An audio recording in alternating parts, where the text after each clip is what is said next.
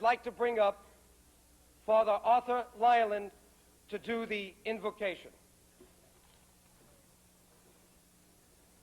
O Perëndi I shenjtë, krijonjes I tërë botës dhe I të gjithë popullit që banon në hijen tënde, ca prej nesh të thëresin Allah e ca të quajnë Jezu Krisht, po të gjithë jemi bit e bija të tua.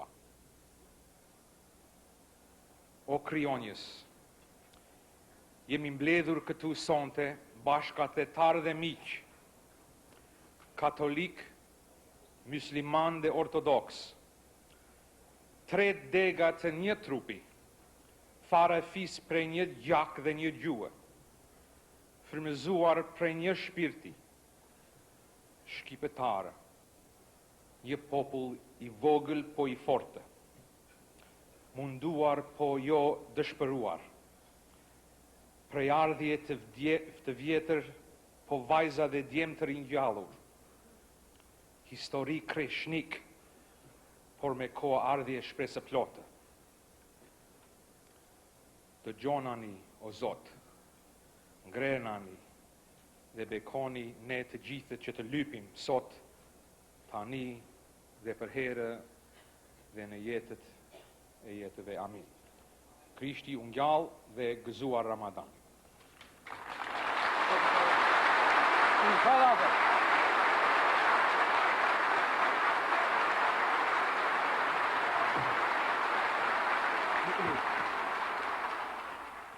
It's going to be difficult to say the word great because everyone here is great tonight. The people who have supported us. And Larry Pressler was there early for us, a great senator in the United States Senate. Larry Pressler represents the great state of South Dakota.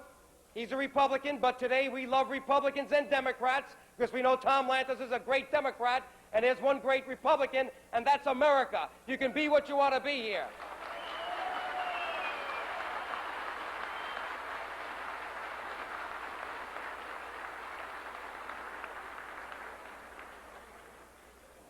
When we first met Larry Pressler, we knew after one meeting that he was someone who would stand up for us in tough times, and that's what Albanians need. We don't need fair weather standards. We need people who are tough when we need them to be there because our issue is a tough issue. We have formidable enemies. We have a great propaganda machine in Belgrade today. So we need good, tough people. And let me tell you, when we found Larry Pressler, we found someone tough. And if you don't believe it, just go back to that videotape the day he was there on the Senate Foreign Relations Committee when they were confirming Eagleburger, as you remember, for the State Department, and we needed someone to ask a tough question, and he asked at least 3 tough questions for the Albanians, for the record. And you remember what Senator Eagleburger said when asked about Mr. Milosevic. He says, yes, he is dangerous. And he knew the Albanians were being persecuted. So with that, let me introduce a great friend, a great senator, a great American, Senator Larry Pressler. Great. Thank you. Thank you very much. Thank you very much. I am just thrilled to be a part of this evening. Those of us who have stood together on this issue know how important it is that each of you are here. And I might say to you, to each and every one of you, that it's very important that you are here because you are supporting your civic league. You are making a contribution. To those of us in the Senate who work on this issue, we do it because of our commitment to human rights. And one of the great problems in the world today in human rights is occurring in the province of Kosovo. And every chance I get, I raise that issue in the United States Senate. One thing...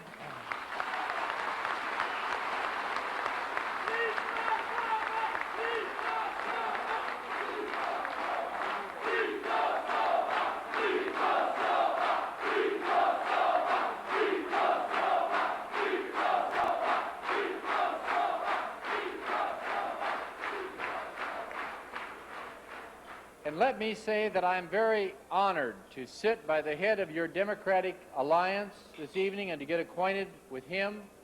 I see that Mrs. Lantos has arrived. Congressman Lantos, a dear friend of mine, even though we're of opposite parties, we've worked at this. And let me say to Congressman Joe DioGuardi, he has been one of the great leaders. He has guided me in this effort through the years, and I look to him for leadership. But all of you, by being here, are helping us out. Now, let me explain to you that in the Senate of the United States, we have many diverse interests worldwide. But every time that a Secretary of State or Undersecretary of State comes before the Senate Foreign Relations Committee, on which I serve, I raise the issues of Kosovo, what is going on there in human rights. And I think that one of the great causes in human rights in the world today is to help the oppressed people in that province. It's very easy for us to forget about people who are far away. It's very easy for us in our prosperity to forget people who are disadvantaged. And it's very easy to forget people who we don't have an immediate cry from. I know in states such as New York, maybe there are a larger population. I do not have a large Albanian constituency. But I've been attracted to this issue because I think it's a classic issue of human rights. And all of you, by being here, are making a contribution. By your presence here, you are helping me in the Senate of the United States. By your presence here, you are helping Tom Lantos and the many other people who are working on this issue. I have brought with me, in conclusion, I might say, a resolution that we have introduced in the Senate of the United States. It's Senate Concurrent Resolution 124, relating to the human rights violations against the Albanian minority in Yugoslavia. And it's co-sponsored by Senator Pell, by Senator Dole, my colleague, and by myself, Senator Pressler. And it has been submitted to the Foreign Relations Committee. And it's another effort to highlight the issue in Washington, D.C., because it's important in Congress that we achieve this. It's important that we put pressure on the State Department. And I put pressure on the State Department every chance I get when they're in hearings, when they come before our committee. But I will continue to listen to you. And this turnout tonight has inspired me. Your presence here, your being here, has made an impression on my mind. I must travel off to another city later this evening because I'm campaigning for re-election and I'm very tied up in my airplane schedules. But this evening will stay in this senator's mind. It's an issue I've worked on, but every one of you, through your contributions, through your being here tonight, make a difference. I'm going to present these.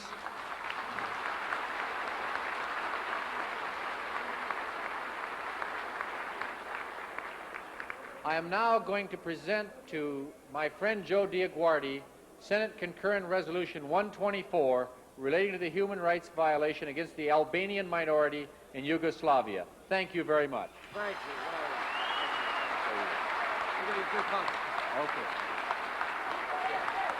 Great. We're going to win. Yes.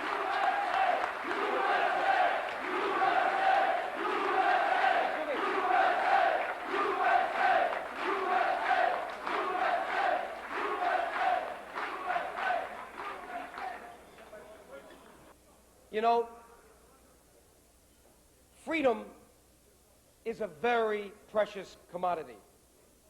Thomas Paine, 200 years ago, when this great country was being born, much like Kosovo is being reborn today for freedom, Thomas Paine, in his crisis papers, said it best when he said, "These are the times that try men's souls." We have new Thomas Paines today, new Thomas Jeffersons, new George Washingtons, new Skanderbegs. We have people like Congressman Tom Lantos.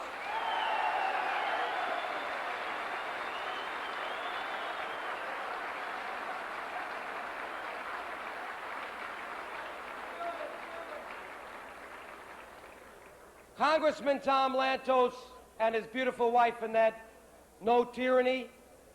They fled from the Nazi concentration camps. They're ethnic Hungarian Jews, and they know it was Raoul Wallenberg that saved him. He knows tyranny. He knows what it means to be without freedom, and he's never forgotten it once. And he was a great professor. He has his PhD. And now the United States of America is so lucky to have someone with the background of Tom Lantos. And when you get Tom, you get Annette. Let's say hello to Tom Lantos.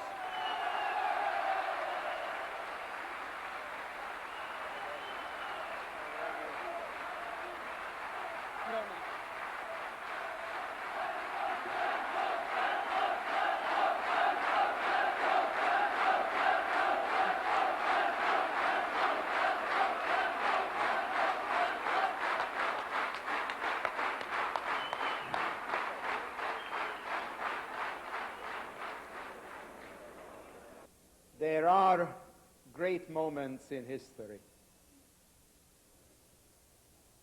It was just a few months ago that Annette and I were at the Berlin Wall after it crumbled, and we chiseled a little bit of that wall of tyranny to bring it home to our grandchildren. And I remember many years ago, a young American president stood by that wall and said, "Ich bin ein Berliner. I am a citizen of Berlin." And he meant by that he identified with the people suppressed by tyranny and the police state, and he was one of them. Tonight, Annette and I are telling you that we are deeply grateful for the privilege of being at this historic evening. And if you'll allow us, tonight we feel like Albanians.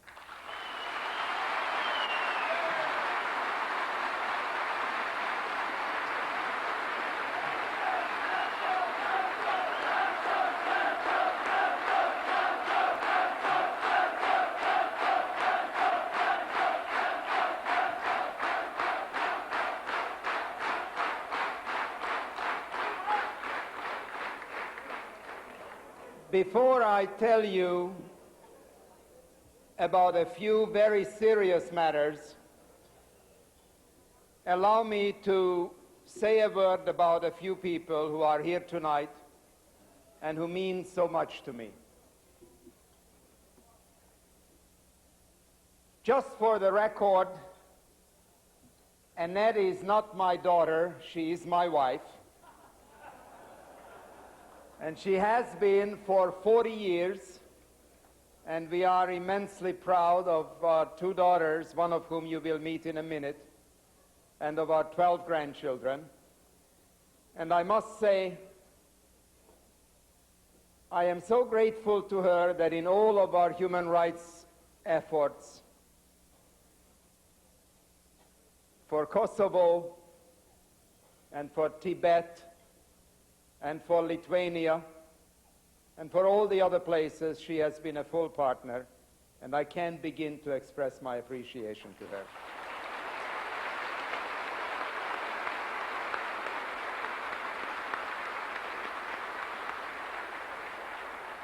And let me just introduce quickly 3 members of our burgeoning family.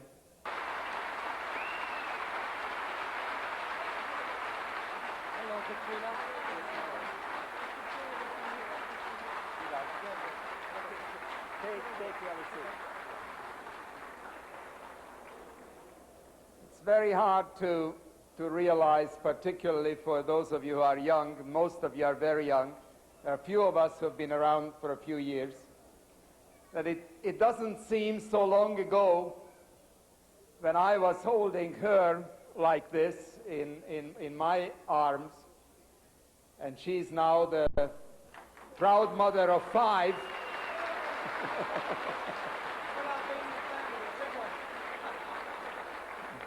It's almost like a good Albanian family.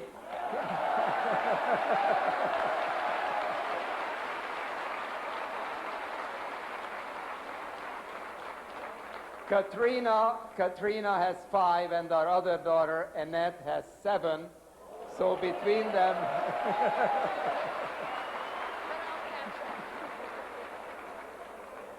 And let me introduce 2 very special people. They belong to different political parties, but my admiration for them is equal because they have chosen to put themselves on the line. I happen to be a Democrat, and Tom Christo happens to be a Republican. I am proud as an American and as a member of Congress that an ethnic Albanian is running for the United States Senate, and I hope to be around to see ethnic Albanians in the House and in the Senate in large numbers.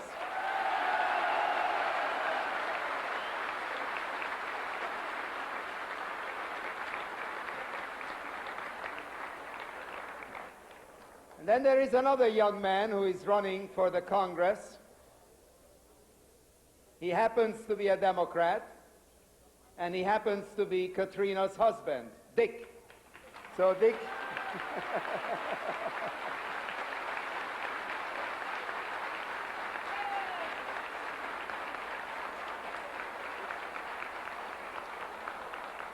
And long after I'm gone, in Dick there will be a fighter for human rights and someone who will celebrate a free Kosovo.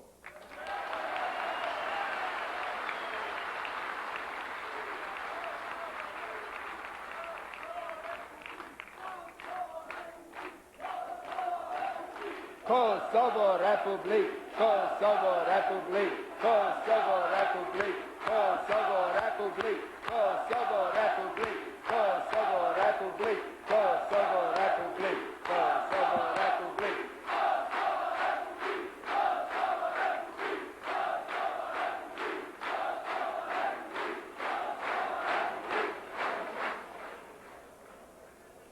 Well, you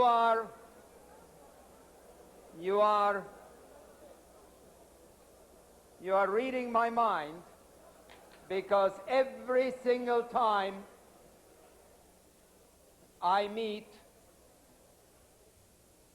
with a high official of the Yugoslav government, I make a very simple and a very rational case which I want to make here tonight. Is there any reason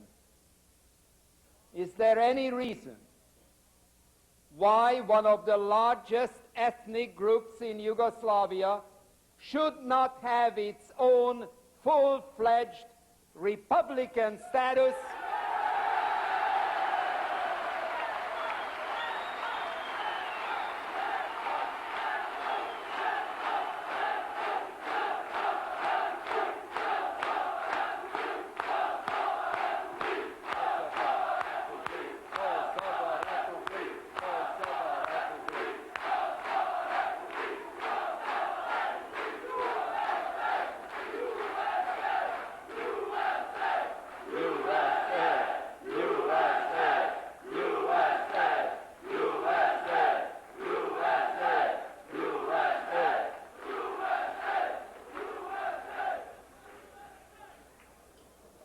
And when that republic becomes a reality, and notice I didn't say if, I said when that republic becomes a reality,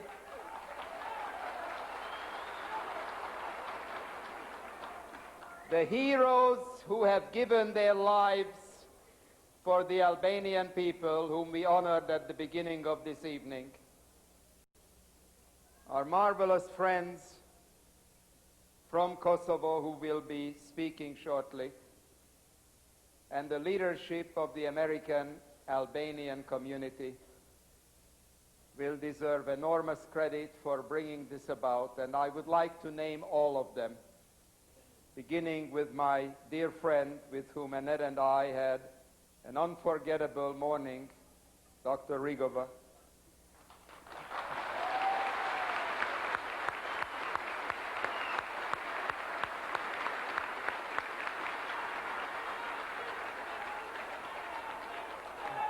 But let me just say a word about my very dear friend, about the man who, with his dynamism, vision, courage, determination, eloquence, commitment, has brought about what to an outsider looks like a miracle. Let me pay tribute to Congressman Joe DioGuardi.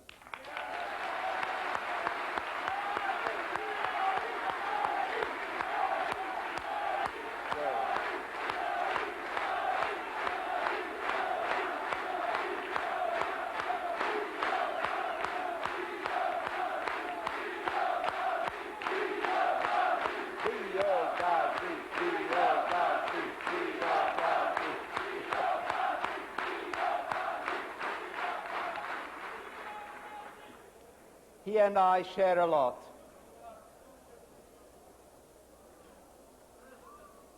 His parents came over as penniless immigrants, and I'm so glad, Mrs. DioGuardi, you're here with us, and we salute you and honor you. I only wish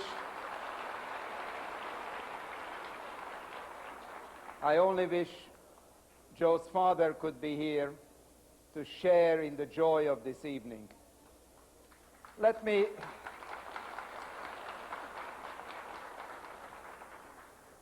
say to you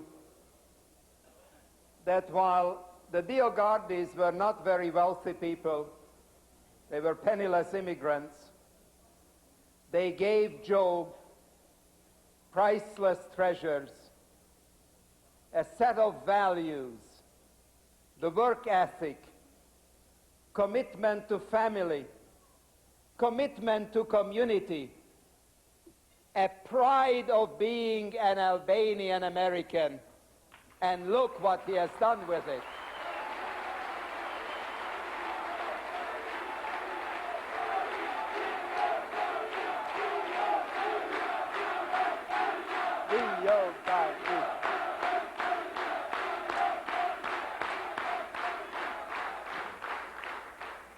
There is a lot I could tell about Joe. You would be very proud of all of it. But there is only one little thing I want to tell you. Because the measure of a man and the measure of a woman is not what he does for his own family. It is not even what he does for his own people. But the measure of a man, a measure of a woman, is what he does for people who are not his own people.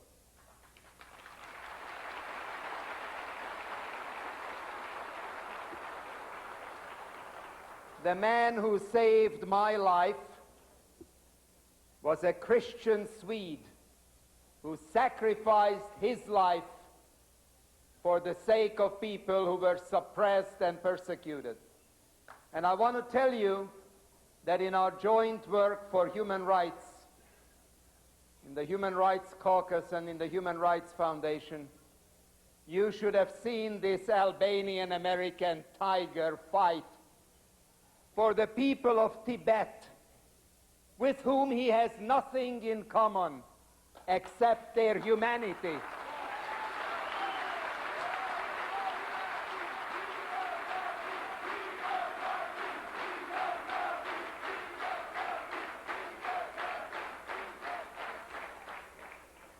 So, Joe, on behalf of the Congressional Human Rights Foundation, because this certainly does not belong to me, but it belongs to a cause.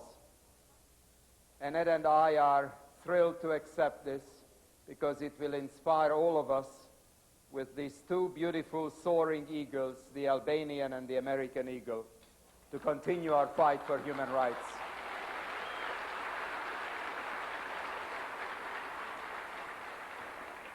And now to business, some serious business. We had a 5-hour hearing of the Congressional Human Rights Caucus earlier this week, which was the most remarkable hearing in the entire history of that caucus, because we saw presented by some of the people here at the table, and you witnessed, many of you, the story of the suppression of the people of the Kosovo. I must tell you, I found it very interesting that Mr. Vlasi and 13 others were freed just the day of our hearing.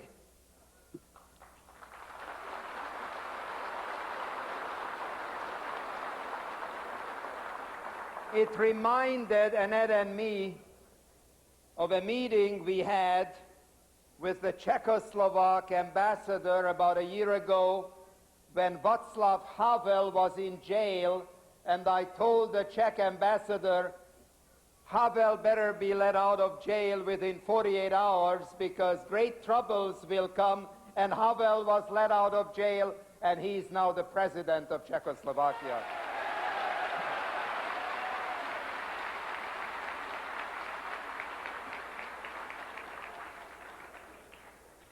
It was on so many occasions. It was on so many occasions when the leaders of Solidarity were in prison and in hiding that we talked to the Polish ambassador and talked about Lech Walesa and what a joy it was for us to receive as a guest of the Congress in joint session assembled that electrician from Dansk who taught us what it means to be a free man.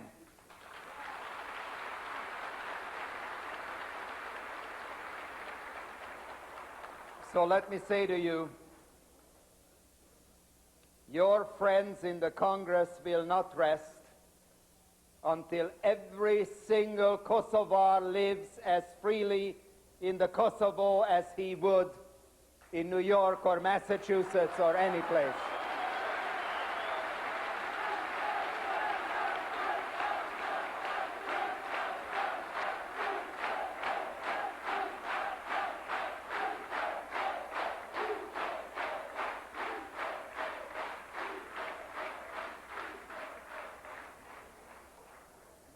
So, Joe, I don't have a gift of beauty to give you, but I have something which perhaps in a symbolic way soars like an eagle. It soars like the Albanian eagle. I will not read it, it's very long. I worked hard on it, and on April 26th of this year, 2 days ago, I introduced Resolution 314 in the House of Representatives, expressing the sense of the Congress regarding human rights violations against the Albanian ethnic minority in southern Yugoslavia. It is 2 pages, and I think I have enough copies here, one for every single family. And Joe, if you'll allow me, this is my gift to you and to everybody here tonight.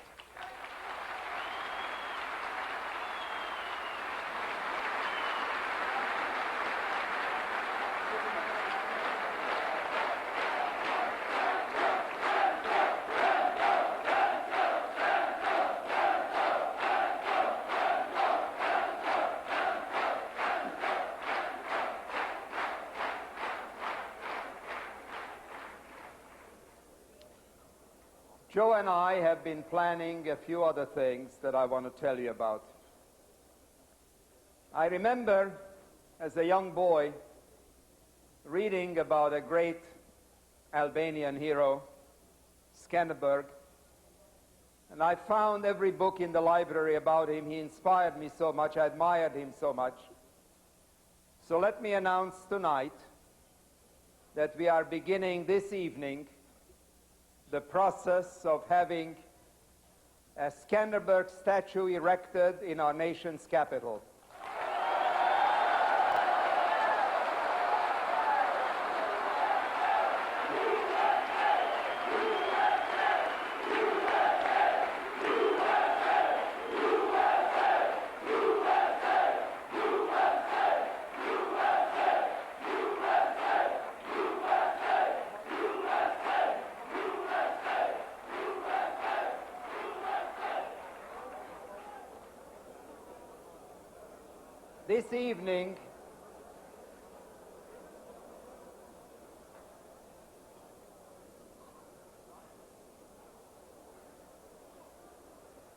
This evening, I would also like to announce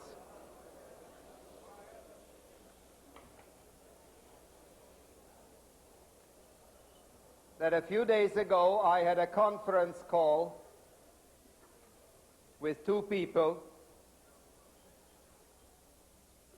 the ambassador of the United States to Yugoslavia, Ambassador Zimmerman, and with the head of the United States Information Agency, Mr. Geld. And I told them that I will not rest until a full-fledged U.S. governmental diplomatic office is established in Pristina.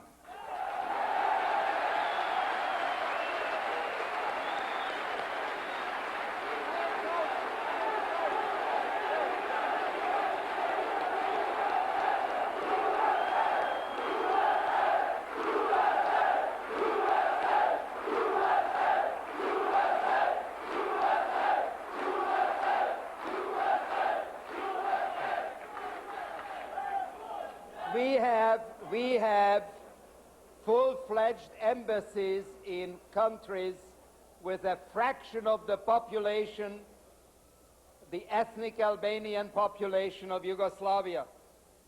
It is long overdue. It is long overdue that an official American office be established in Pristina, not as a favor to the Albanian people in the Kosovo, but as a recognition of their importance.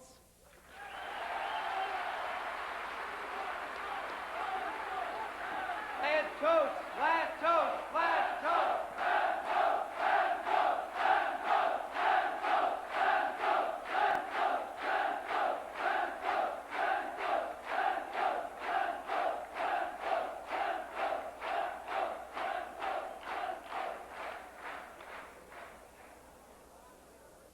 We had a few victories lately.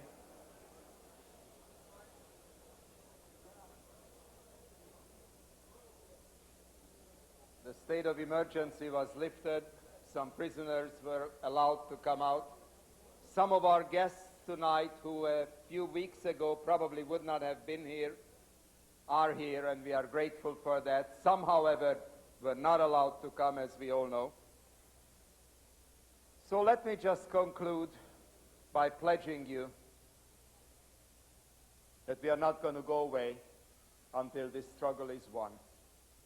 And long after, the people who suppress the ethnic Albanians in Yugoslavia will have been cast out into the dustbin of history.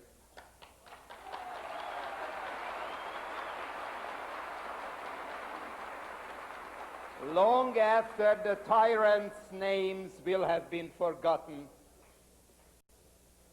there will be free, proud, successful Albanians in New York and in Pristina and everywhere, and we will be able to say a great and ancient nation will have been reborn. God bless you all.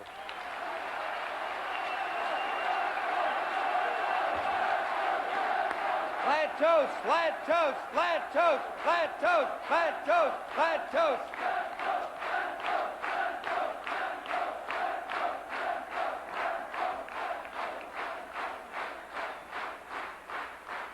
Did you see this beautiful thing? It's for you. And I've got in the back so you'll get this.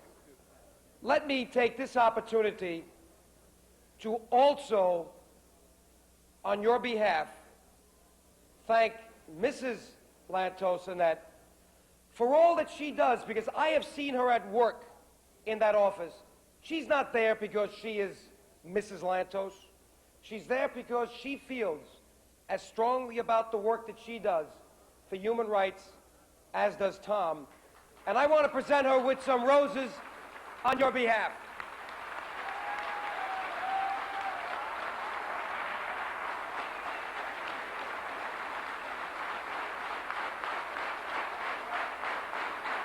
Say a few words.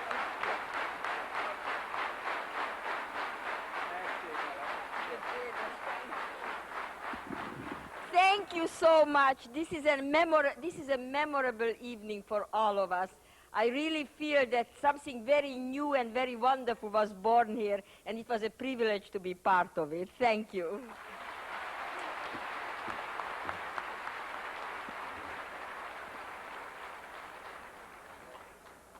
Well, let's continue with the program. And it's my pleasure to introduce Dr. Rapishti, to introduce Dr. Rugova. Sami?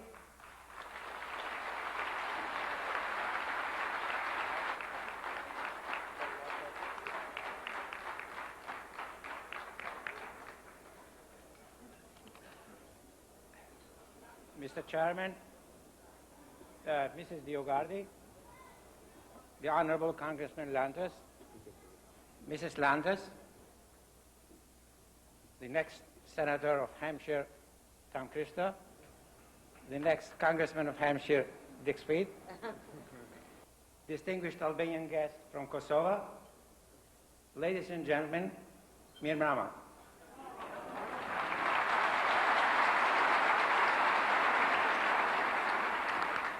The Albanian American Civil League and the Educational Foundation is grateful to see you here en masse this evening.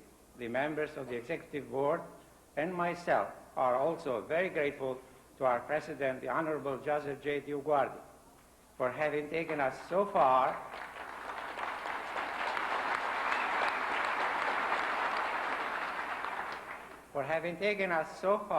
and with so little to have accomplished so much. This is definitely a most memorable evening in the history of Albanian American community. We are honored by several American legislators. Some of the most representative voices of Kosovo democratic movement are among us, and over 2,500 guests have joined together to pay tribute to the birth of democracy in Kosovo. After 45 years of confrontations, it appears that the world is no safer for the coming generations, hopefully for Kosovo too. Several years ago, I saw Mr. Elie Wiesel, the Holocaust survivor, holding his son in his arms. I was struck by the thought that the man who lost everything during the war had found enough courage to start again. It was a victory of life over death. I believe that the greatest and deepest hope for resurrection is found among those who suffer the most. Maybe a divine manifestation of human resolve to overcome and to succeed. Today, I perceive the changes in Kosovo and the birth of democracy in the midst of the ashes caused by 45 years of suffering under communist dictatorship as another form of the same victory, as man's liberation from the deadly forces that attempt to annihilate him. Democracy needs pioneers who are challenged by the promise of a better future. This is the way I see our guest from Kosovo. Tonight, pioneers, in Robert Frost's words, they took the road less traveled by. Among them, There is a modest and yet superb human being whose enlightened humility escapes nobody's attention. Educator, writer, literary critic, and most importantly, a humanitarian with deep beliefs in human dignity. A man whose name inspires people around his country and abroad. A burning torch in the midst of darkness, a great promise for the future. Ladies and gentlemen, I feel especially privileged to introduce to you the modern version of Mahatma Gandhi, the wise man of Kosovo, Dr. Ibrahim Rugova.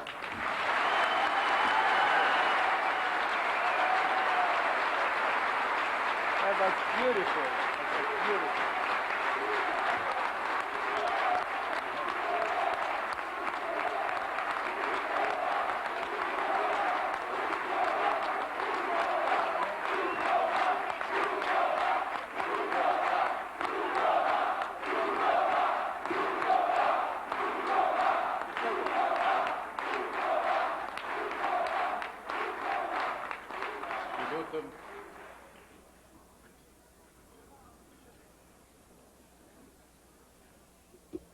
Ne kemi ardhur nga atje dhe nuk kemi kohë shumë atje që të përgatisim dhe të majmë fjalë se po duhet të punojmë dhe të zgjidhim çështjet dhe problemet. Sonte jemi të buar këtu shqiptarët nga të gjitha viset shqiptare dhe jemi së bashku me një qëllim që të mbrojmë të drejtat dhe lirit e shqiptarëve në Kosovë, në Jugosllavi dhe me qëllimin e vetëm që Kosova ta ketë demokracinë dhe të gjitha atributet që asaj duhen, autonomia, pavarësia dhe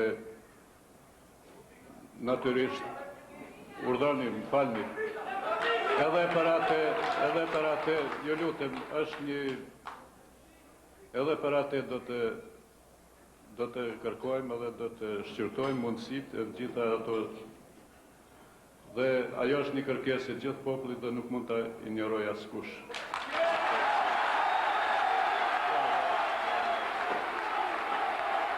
Ju lutem. Mos të bëjmë dialog. Po them edhe njerë, jemi mbledhur shqiptarët nga gjitha viset shqiptare që sonte më lejoni të falenderojmë në mënyrë speciale Congressmanin ton Lantos, zonjën Anjet Lantos,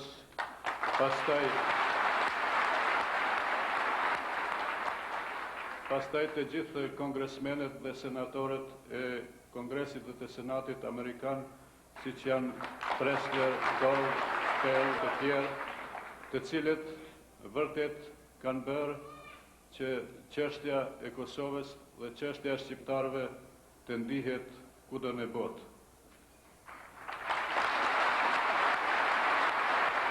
Vetëm edhe një kujtim nga historia se këta senator, kongresmen dhe Kongresi Amerikan vazhdojnë traditën të cilën e pat filluar kryetari Wilson në vitet 20, i cili u angazhua për pavarësinë e shqiptarëve, por i cili për fat të keq atëherë nuk pati sukses, sepse fuqit atëherë Amerika kishte hyrë të bëhej fuqi e madhe me fuqi të mëdha evropiane.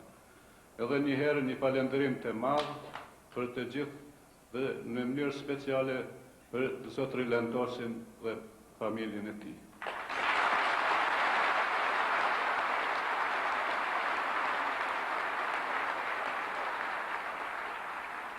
Po ashtu edhe një herë, ju të gjithë që jeni këtu dhe që jetoni në Amerikë dhe nga viset tjera, sidomos shqiptarët e Amerikës, edhe ju sot e vazhdoni traditën e atyre e shqiptarëve të Amerikës, të cilët më parë ishin të bashkuar në Boston, e tash edhe në viset e tjera, dhe një falënderim të madh edhe në emër të Lidhjes Demokratike të Kosovës e edhe të kolegëve të cilët kemi ardhur së bashku, na keni ftuar të jemi këtu dhe na keni mundësuar së bashku me Kongresin Amerikan të themi të gjitha të vërtetat mbi Kosovën dhe ne nuk na u desh shumë të flasim, po vetëm të përmendim të vërtetat, sepse ato flasin vetë, dhe mendoj kështu dëpërtuan ato më mirë në botë, edhe nga ky altar, pra nga i vend i demokracisë dhe mendimit të lirë dhe i mbrojtjes së drejtave të njeriut.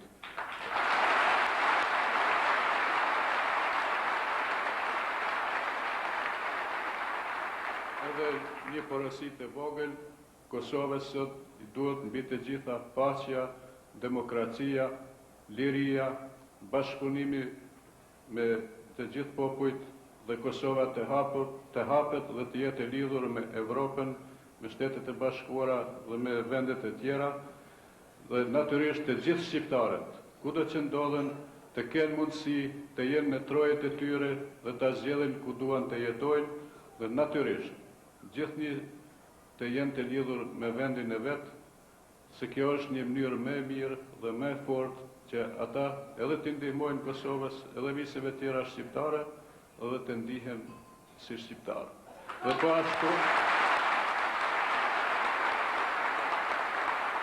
ashtu edhe një dëshirë që kudo që janë shqiptarët, të gjithë, edhe pse do të kemi dallime në pikpamje në çështje, ne duhet mësohemi të jetojmë me pluralizmin, por pluralizmi duhet kuptuar që gjërat, sendet t'i bëjmë më mirë, e kurse si të shkatrojmë, sepse janë disa gjëra të shenjta në këtë jetë, siç janë atdheu, vendi, pastaj liria, paqja, që janë fundamentale dhe aty nuk guxojmë të prekim asnjëri, por ato duhet t'i përparojmë dhe t'i qojmë tutje. Kjo është një porosi personale dhe mendoj se është një kërkesë e kohës që duhet të mësohemi të jetojmë. E ju jeni shembull që e keni dëshmuar këtë edhe me këtë mbrëmje sante, edhe me gjitha aktet dhe ato që i keni bërë deri tash për Kosovën dhe për shqiptarët në përgjithësi. Ju falenderoj për të gjitha dhe miru pafshim.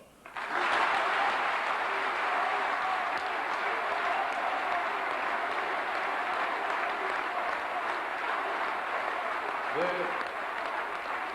nëse më lejoni edhe një harrova të them edhe ta falenderojmë Ligën Qytetare Shqiptare Amerikane, e cila është njëra nga organizatorët e këtij tubimi dhe të ftesës sonë në Kongres, në krye me zotin DioGuardi. Falenderoj.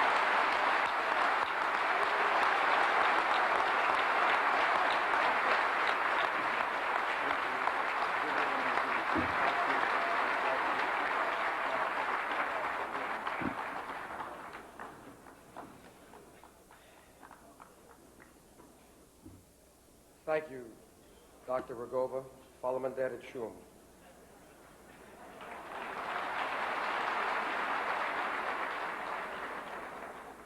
Now, someone played a little game here, I don't know, but this evening, when we started this, there was a chair in the front of this podium, and the chair was empty.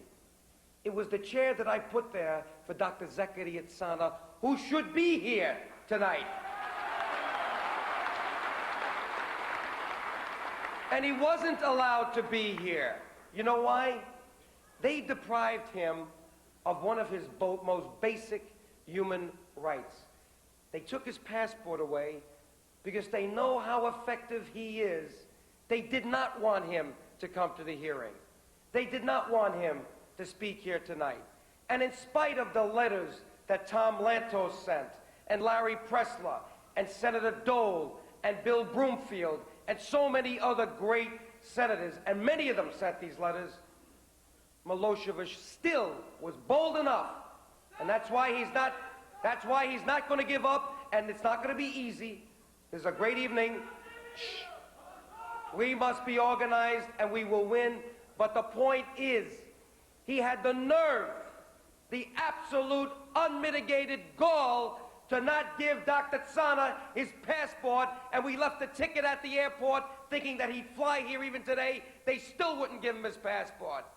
That's the kind of human rights violations, deprivation that exists in Yugoslavia today. They deprived this man the head of the Committee for the Defense of Human Rights, to do what he knows how to do best, and that is to come over here to present the case. And I saw that 14-page memo he gave me when I was in Kosovo in his apartment, his home. Look at the new issue of the newsletter. You're going to get copies tonight. Many of you received it in the mail, but each one of you, we brought 5,000 copies, will get it. And look at that picture of me and Dr. Tsana. He is an unbelievably enthusiastic, wonderful person who believes in you and wanted to be here, but could not be. And someone took the chair that we left for him, and maybe someone should find the chair and put it back, because we honor him here today, even though he's not here. And you know that.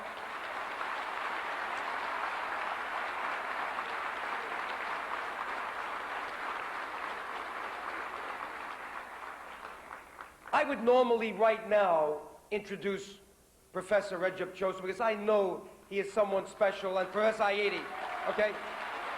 But I think that they will forgive me if I introduce someone first who came here to represent Dr. Zakaria Tsana, who gave a wonderful statement at the hearing. Someone who works very closely with him. He's going to make his own statement, but I'm going to bring him up to do both, to give you what Dr. Tsana wanted you to hear tonight from him, because he asked this gentleman to do it, and also to make his own statement. He speaks in perfect English as well as Albanian. I'm going to let him choose what he wants to speak in. We're not going to use interpreters, because if we do, we'll be here all morning. Is that a good decision? Okay. And many are going to speak in Albanian, and maybe he'll decide to speak in English, but whatever he's comfortable with, I'm going to let him do it. And let me now introduce a wonderful Kosovar. His name is Gosman Pula. He's a university professor. He's chairman of the Pristina branch of the Yugoslav Helsinki Committee, and he's also affiliated with the Committee for the Protection of Human Rights and Freedoms in Pristina. Let me introduce Dr. Pula. Professor Pula.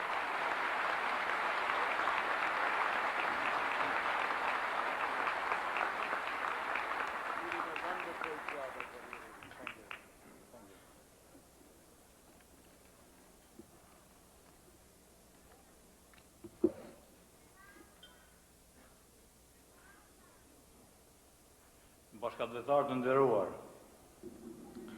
zonja dhe zotëri, më lejoni t'ju përshëndes në emër të gjithë qytetarëve të Kosovës, ndonë se atë mandat se kemi, vetëm për përshëndetje është megjithatë e lejuar.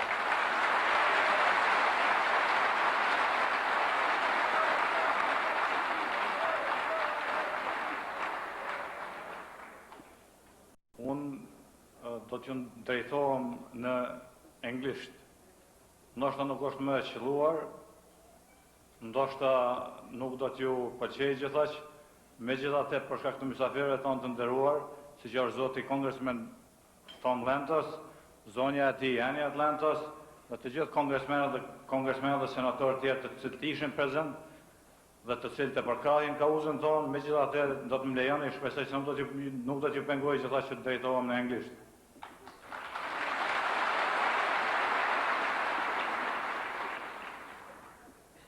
Pastaj të tjerët kryesisht do të flasin shqip, prandaj megjithatë do ta kemi një prezantim të balancuar.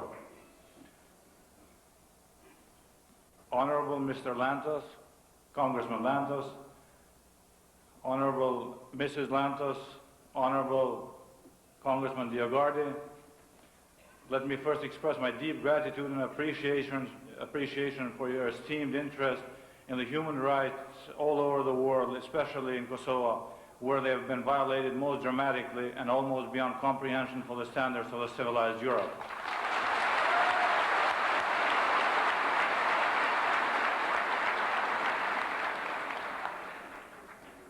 I will continue with a personal message from Mr. Zakaria Tsana, the Secretary of our Human Rights Committee.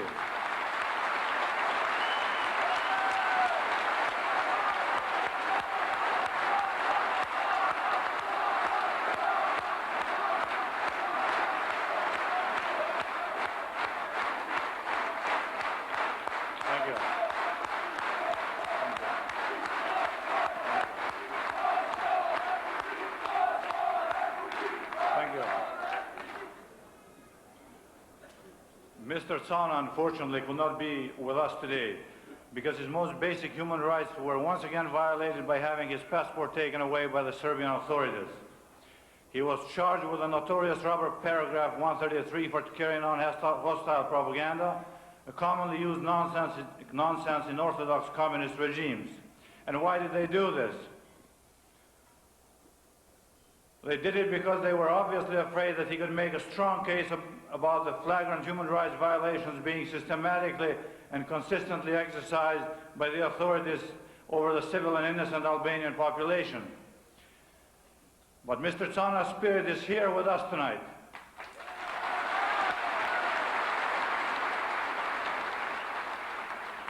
And so is our committee's report and evidence such as photographs, videotapes, and all the rest about those violations on a day-by-day, name-by-name, blow-by-blow basis. And we're making the case of Kosovo tonight instead. Mr. Zani sends to all of you, honorable ladies and gentlemen, his best regards, his gratitude and appreciation for the extended invitation and the interest you've all shown in the heart of the great American nation.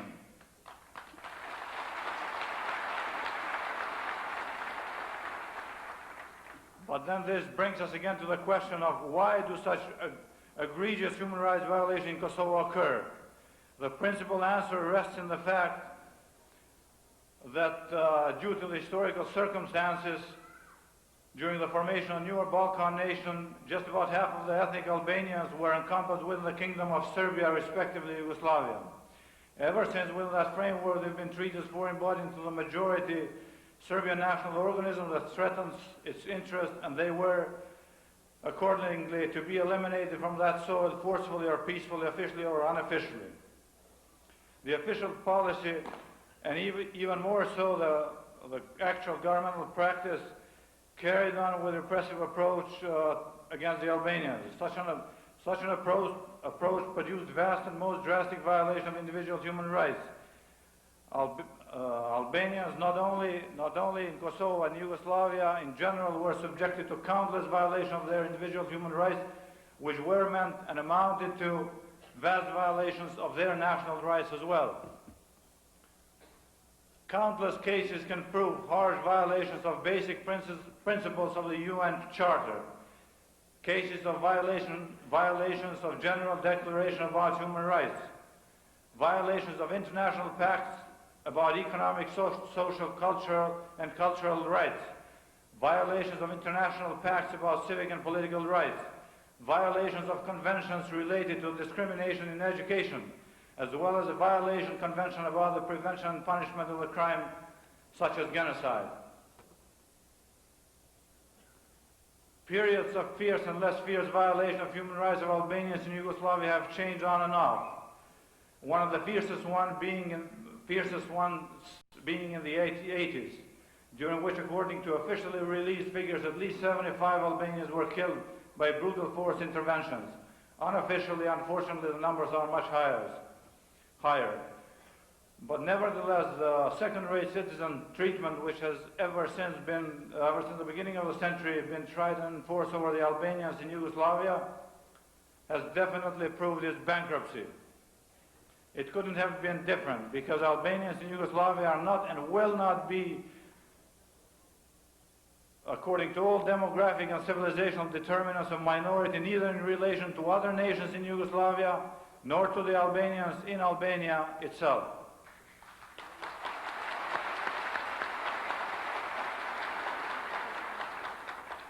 The proportion of population in both states is about 1:1, whereas within the Yugoslav Federation, with about 2.4 million people, they are rated the third largest nationality. This fact is essential to the comprehension and the resolution of the Albanian issue in Yugoslavia. Therefore, we see the way to overcome the very evident problem in establishing the rule of law in Yugoslavia and Kosovo, concerned with the genuine protection of human rights of all individuals in Kosovo and Yugoslavia, regardless of nationality and confession. This should be combined with international pressure that would influence Yugoslavia as a member state to observe and live up to the internationally accepted standards of human rights, which include the freedom of speech, freedom of political expression, free enterprise, and the rest of the features that amount to and promote the genuine European parliamentary democracy. With an integrated Europe, the interstate borders in Europe and Balkans will hopefully look the same as those in the great United States of America.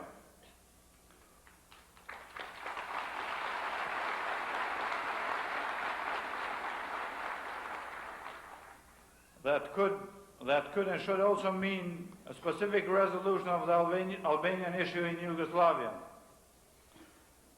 But this is not to say that the establishment of a consistent and genuine constitutional status of Kosovo, which would equally provide for the national interests of Albanians in Yugoslavia, just as in the case of other nations of Yugoslavia, should not reach the same objective. It would, and it should.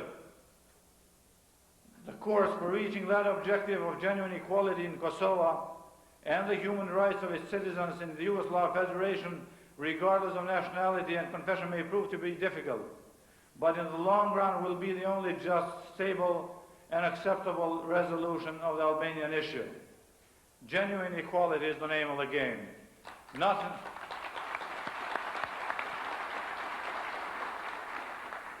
Nothing more do we ask, but nothing less either. Thank you.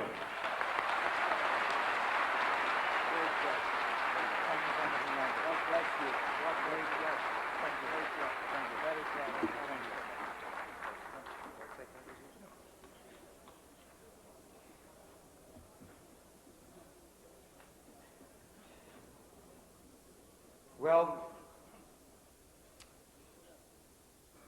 we have, as I said, so many special guests.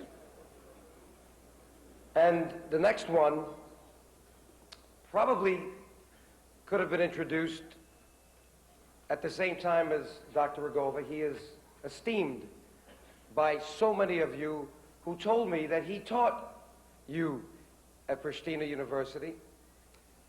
And this gentleman is the president of the Committee for the Protection of Human Rights and Freedoms in Pristina. He's an academician, he's a professor, he is a doctor, a PhD, and he's someone that is respected by everyone in this room, because I've heard your comments. And that's Dr. Idris Ayeti.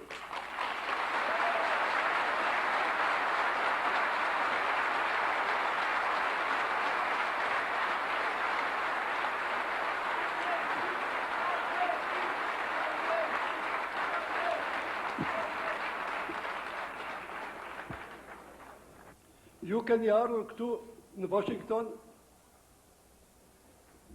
në New York, nga cipet ndryshme të Amerikës, nga dhe si dhe në Kanadaja, dhe nga antë e largta të Australisë dhe të Zelandës së Re, të na takoni dhe ju me dhe ju përshëndesim dhe ju falenderojmë nga zemra. Këshilli për mbrojtjen e drejtave dhe të lirive të njerëzit, të lirive të Kosovës, me këtë rast ju duhet ju them disa fjalë lidhe me punën e tij. Lënda me të cilën merret Këshilli ynë është e bollshme, sepse për fat keq autonomia e krahinës Kosovës që e gëzonte brenda viteve 74 deri 89 i u hoq asaj krejtësisht. Me heqjen e autonomisë Kosovës, krahinën e plakosën 2 liga, 2 të këqija,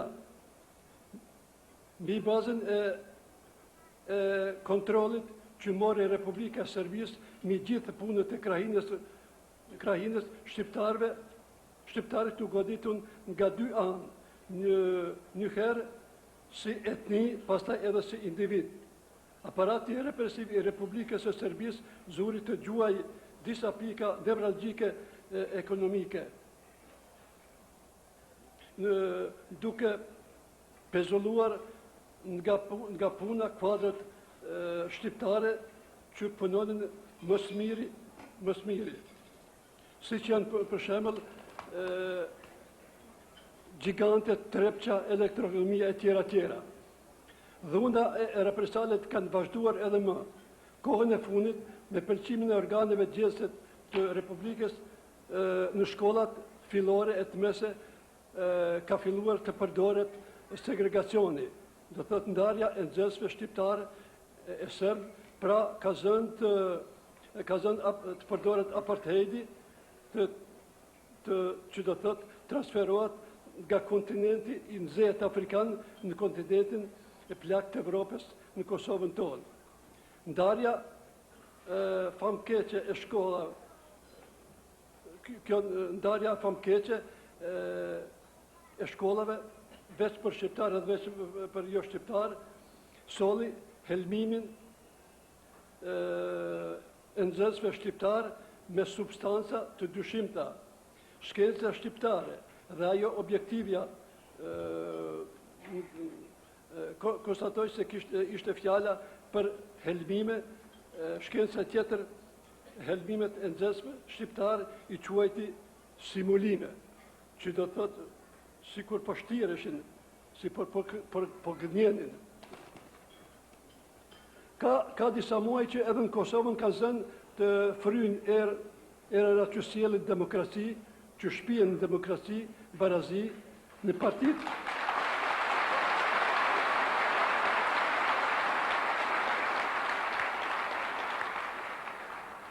Partitë tona opozitare të Kosovës luftojnë për statusin e barabartë të shqiptarëve me të gjithë popujt e tjerë të Kosovës, por për zgjedhjet e lira të gëzojnë të drejtën të zgjedhjen përfaqësuesit e tyre në organet qeverisë krajinore të Kosovës edhe të federatës, e jo të imponohet popullet ata që si do, sepse se meritojnë. Jemi sigur se e drejta do të triumfojë. Falenderojmë Komitetin e Lidhjes Shqiptar-Amerikane që ka pasur mirësinë nga dëgjoj, të nga dërgoj një ftesë që një grup nga udhëheqjeve të partive alternative e të Këshillit për Drejtat e Njerëzit në Kosovës, me qëllim që në Washington, në qytetin e demokracisë, të dëgjohet zëri i neve përpjekës për ngallënimin e demokracisë e të drejtave të lirive të njerëzit edhe në Kosovën tonë. Faleminderit.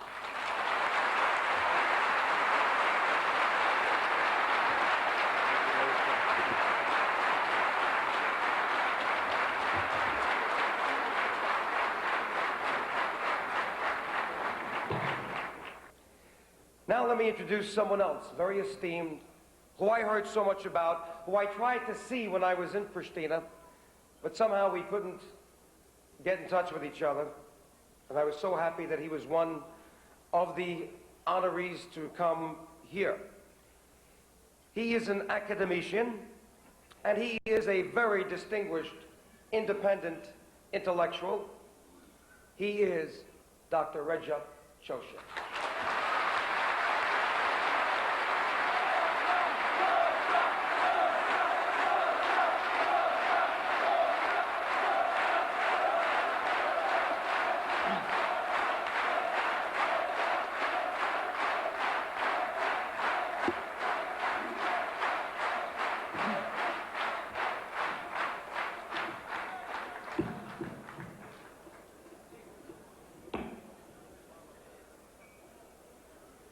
Dua të drejtohem vetëm ju, vëllezërve e motrave të mallit tim.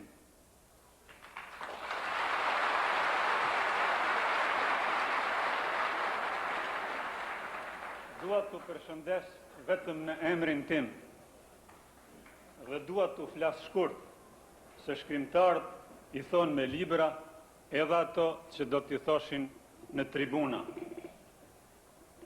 Megjithse prej qershorit të vitit kaluar, kam pasur disa thirrje që të vi këtu e të mbaj disa ligjërata për pozitën e shqiptarëve në Jugosllavi, ja, me në fund mu bën mundshme tani të jam për herë të parë midis jush.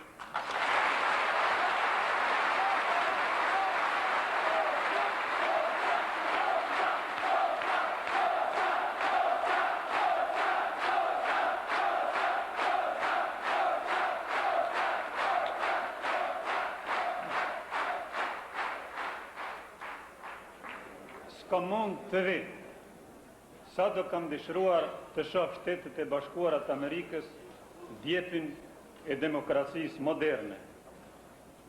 S'ka mundur të vi, sa do kam dëshiruar pa mas t'ju shoh ju, protagonistët e mërgimeve moderne.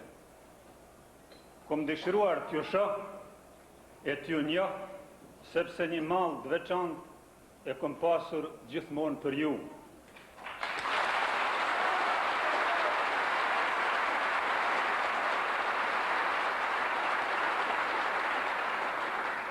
Një mall që i thonë mall për vëllezërit dhe motrat që kanë shkuar pa i parë.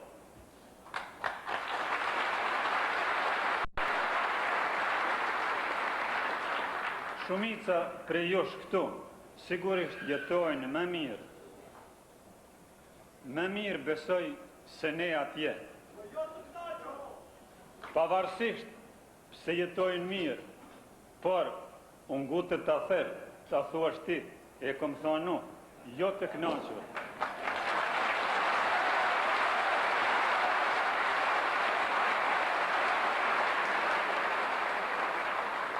Ju Durrani këtu dhembje të dyfisht. Ju dhamin dhembjet që kemi ne atje. Dhe ju dhamin dhembjet pse jeni larg prej vatrës së lindjes dhe prej nesh.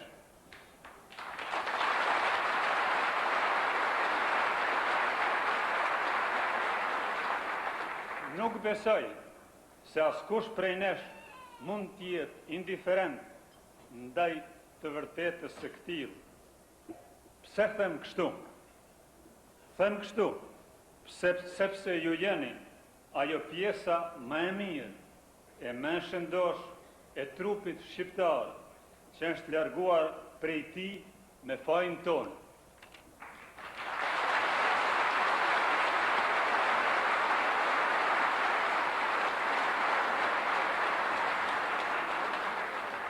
Ne nuk u kemi dhënë punën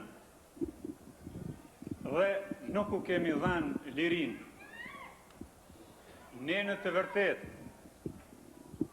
s'u kemi dhënë ato për të cilat s'kemi mund të vendosim vetë. S'u kemi dhënë punën që se kemi pasur të sigurt as vetë dhe s'u kemi dhënë lirinë që kurse kemi pasur vetë.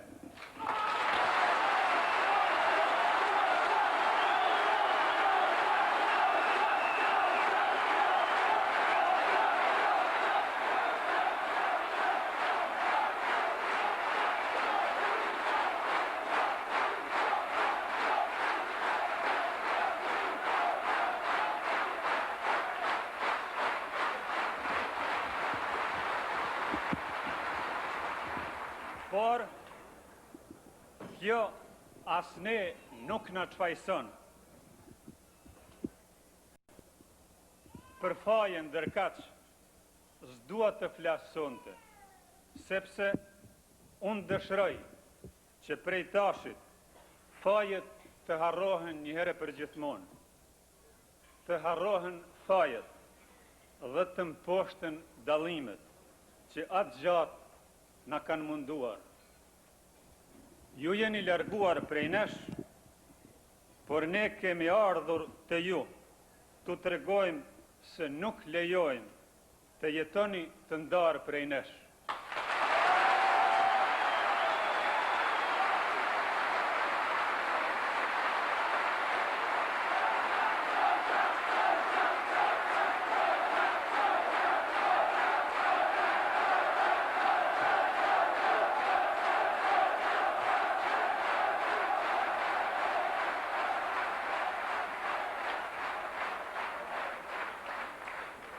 Ju jeni pjesa e jonë, pa të cilën nuk duam kurse si të jemi.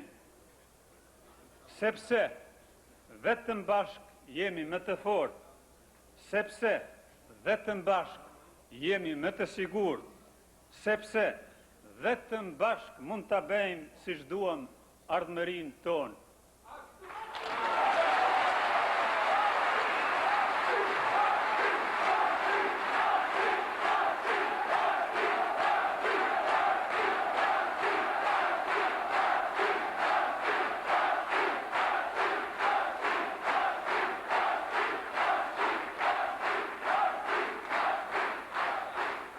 E keni pasur gjithmonë kujtimin dhe mallin tim. Dinje se e keni përgjithmonë zemrën time.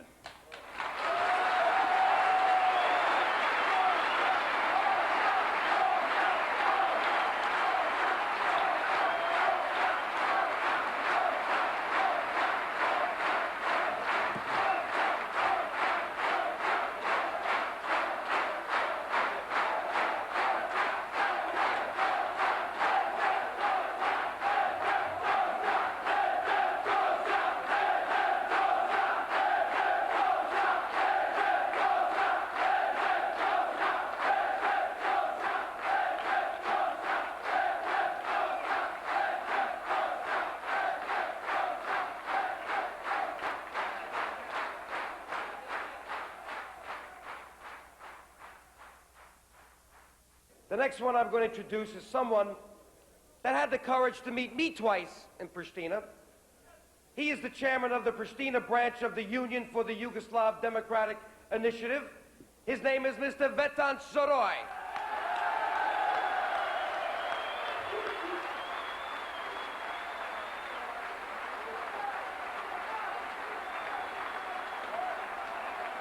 Speak after the two speakers here. One's for video and one's for picture.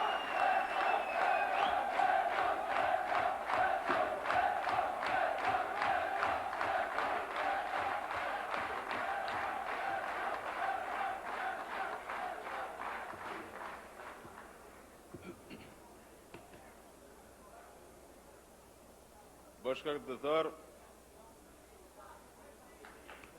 bashkëqytetar dhe bashkombës. Mr. DioGuardi, I am very pleased to be here tonight. I'm very pleased to have seen Mr. Lantos also.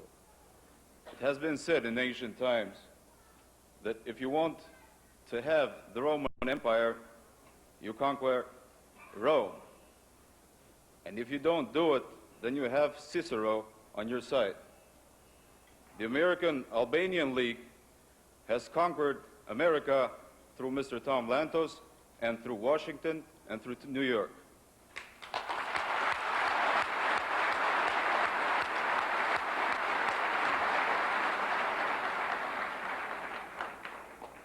Shqiponjat që preken në këtë skulptur nuk janë rastësia dhe nuk është e rastishme që janë përmend sonte. Edhe unë do t'i përmendja, e po t'ishte zoti Lantosi këtu, edhe do t'ja citoja një fjali të cilën edhe ne duhet të kemi. We the people of the United States, by force of our will, dhe vazhdon me të tjetë. Ne në Kosovë duhet të kemi atë kushtetut ku do të shkruaj. Ne qytetarët e Kosovës me forcën e vullnetit tonë dhe ma të tjetë.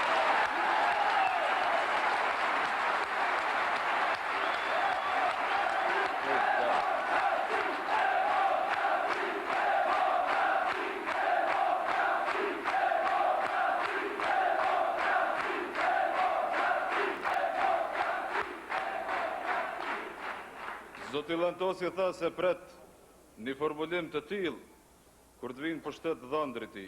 Unë pres ta kemi një formulim të tillë para se të vijë dhëndrit i në pushtet.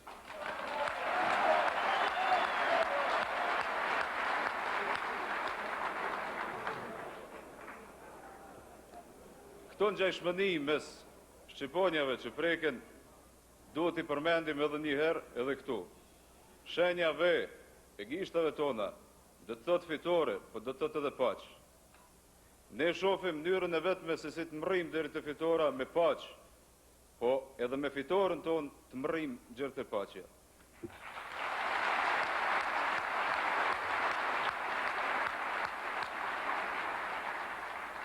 Prandaj edhe përdorim këtë shej ve fitores, aq ma par e ndim se po na afrohet dita kur s'do të kemi nevojë më.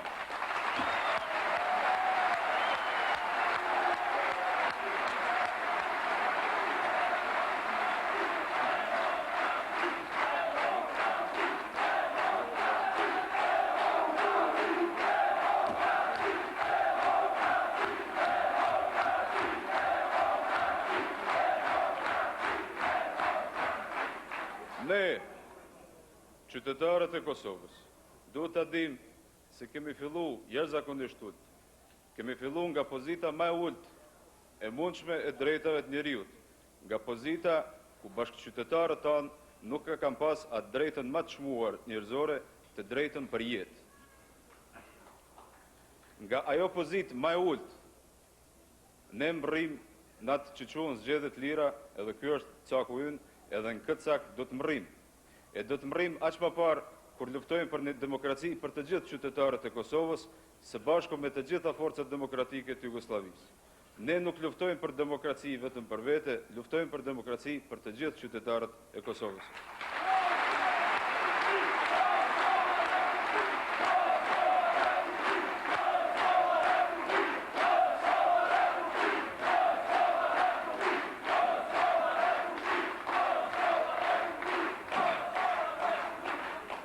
Atëherë kur në rrugët tona vritëshin fëmijët tonë, atëherë kur të urritur, të rrakur, të fyer, kemi mbërrit që përgjigja jonë, e arma jonë të jenë fjalët, fjalët nga zemra. Fjalët nga zemra gjithmonë fitojnë, siç fiton Biblia, siç fiton Kurani, siç fiton Talmudi. Në të gjithë ato janë fjalët nga zemra, ato kanë mbetë në këto 2000 e kusur vjet. Edhe këto të tonat do të fitojnë edhe do të mbesin për kaq vjet.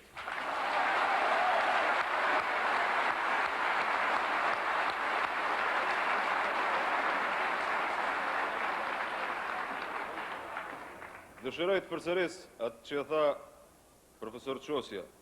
Në këtë rrugën tonë, përbashkët ka fitoria dhe ka paqja. Dëshirojmë të jemi së bashku. Vetëm së bashku mërrim në atë nivel në cilin ne kemi dëshirë të mërrim.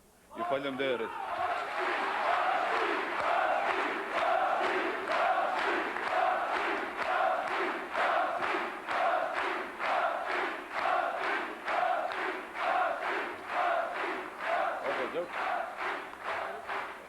Ju falemnderit edhe një herë.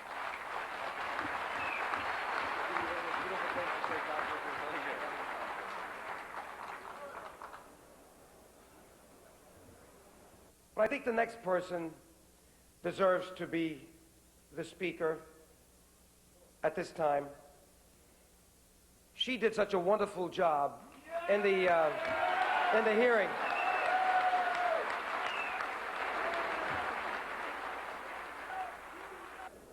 She's a university professor and is the president of the Women's Association of the Democratic Alliance of Kosovo.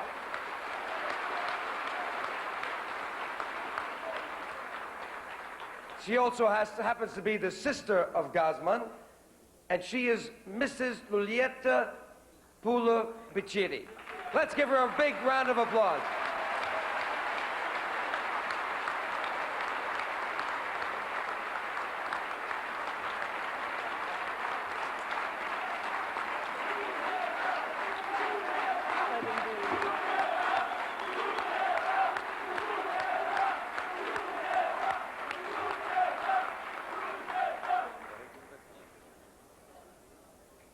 Para se të filloja, më lejoni që në emër të shoqatës së gruas të lidhjes demokratike të Kosovës, në emër të nënave që humbën fëmijët e tyre, në emër të nënave që mbeten me fëmijë të gjymtyuar, në emër të nënave që rrojnë me frikë për të nesërmen e fëmijëve të tyre, t'i dorëzoj dy dhurata modeste, punime të dorës të gruas shqiptare, në shenjë mirënjohjeje Zotit DioGuardi dhe Zotit Lantos, për punën dhe angazhimin e tyre këmbgulës për çështjen e Kosovës.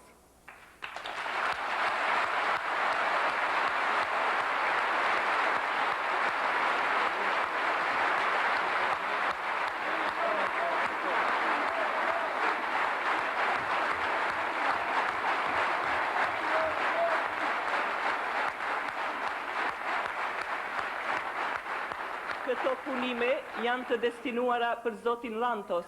Më vjen keq që s'është këtu. Ndërsa këto të tjerat, po ashtu punime të dorës të grua shqiptare për zotin DioGuardi.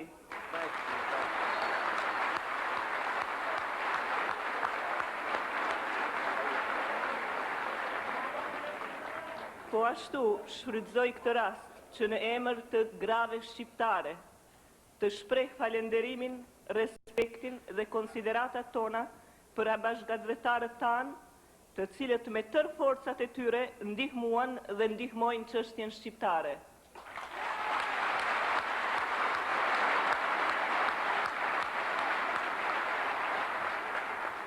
Zonja dhe zotërinj, të dashur bashkëgatvetar, përfaqësoj gratë e Kosovës të organizuara në shoqatën e cila funksionon në kuadër të lidhjes demokratike të Kosovës. Flas pra në emër të nënave kosovare. Gruaja shqiptare, shekuj me radhë ishte e shtytur nga jeta ekonomike, shoqërore e në veçanti ajo politike. Ashtu si nuk është e rastit prapambetja e madhe ekonomike e Kosovës dhe disproporcioni i theksuar zhvillimor i saj me viset e tjera të vendit, përkundrejt resurseve të mëdha natyrore dhe potencialit të madh për punë, nuk është e rastit as lënia pasdore e afirmimit dhe emancipimit të gruas shqiptare si shtyllë shoqërie, nga se manipulimi me rolin e subjektësinë e saj në të tilla kushte është për herë më i lehtë. Antarësimi masiv i grave të gjithë kategorive në shoqatën tonë, jashtë çdo parashikimi, dëshmon më së miri për faktin se dhuna e pa kontrolluar shtetërore dhe represioni i tërbuar mbi popullsinë e pafajshme shqiptare në Kosovë ka arritur shkallë të tillë alarmante sa të aktivizoj dhe mobilizoj politikisht një shtresë natyralisht imobile si janë gratë. Gruaja shqiptare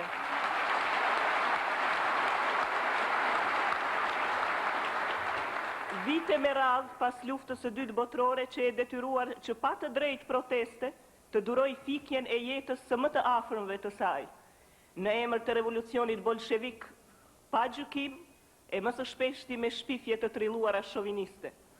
Qëllimi i vërtet i atyre që bënin këtë ishte mos përfillja e vullnetit të lirë dhe subjektivitetit të popullit shqiptar në Jugosllavi. Të drejtat e gruas dhe familjes së saj në tërësi vazhduan të shkilen në mënyrë brutale në vitet famkeqe të periudhës rankoviciane, ku brutaliteti i papar shovinist synon të shpërnguljen masive të shqiptarve, i cili edhe u arrit për fakt të keq me shpërnguljen e rreth 200.000 shqiptarve nga trojet e tyre etnike në përbot. Shkeljet flagrante të drejtave dhe lirive të gruas dhe familjes së saj eskaluan në 10 vitet e fundit. Brutaliteti i egër komunist tregoi fytyrën e vet të vërtet edhe në vitin 1981, kur kërkesat për avancimin e autonomisë së Kosovës në nivelin e autonomisë së Republikës, në suaz të Jugoslavisë, u kualifikuan si kundër revolucionare dhe u shuan me gjak. E gjakosën lulen e rinis kosovare dhe e veshën në petkun e zi nënën Kosovë, ndërsa zyrtarët shtetëror heshtën dhe këtë dhunë e kob u përpoqën ta justifikojnë me parullat e njohura bolshevike. Shkelja intenzive e të drejtave dhe lirive u vazhdua dhe u masovizua në vitet që pasuan, me çrast afro 600.000 veta në mënyra të ndryshme brutale u trajtuan nga organet policore. Shumë nga këta u arrestuan dhe me procese të montuara politike u dënuan me vuajtje shumë vjeçare në përburgje anë e mban Jugosllavisë. Kështu veprohej për të dobësuar moralin e popullit shqiptar dhe për ta detyruar atë ta pranojë mposhtjen e autonomisë së Kosovës, me të cilën populli shqiptar edhe ashtu nuk ishte i kënaqur, duke mos respektuar as pak normat elementare ndërkombëtare mbi të drejtat dhe liritë e njeriut në nënshkruese e zëshme e të cilëve është Jugoslavia.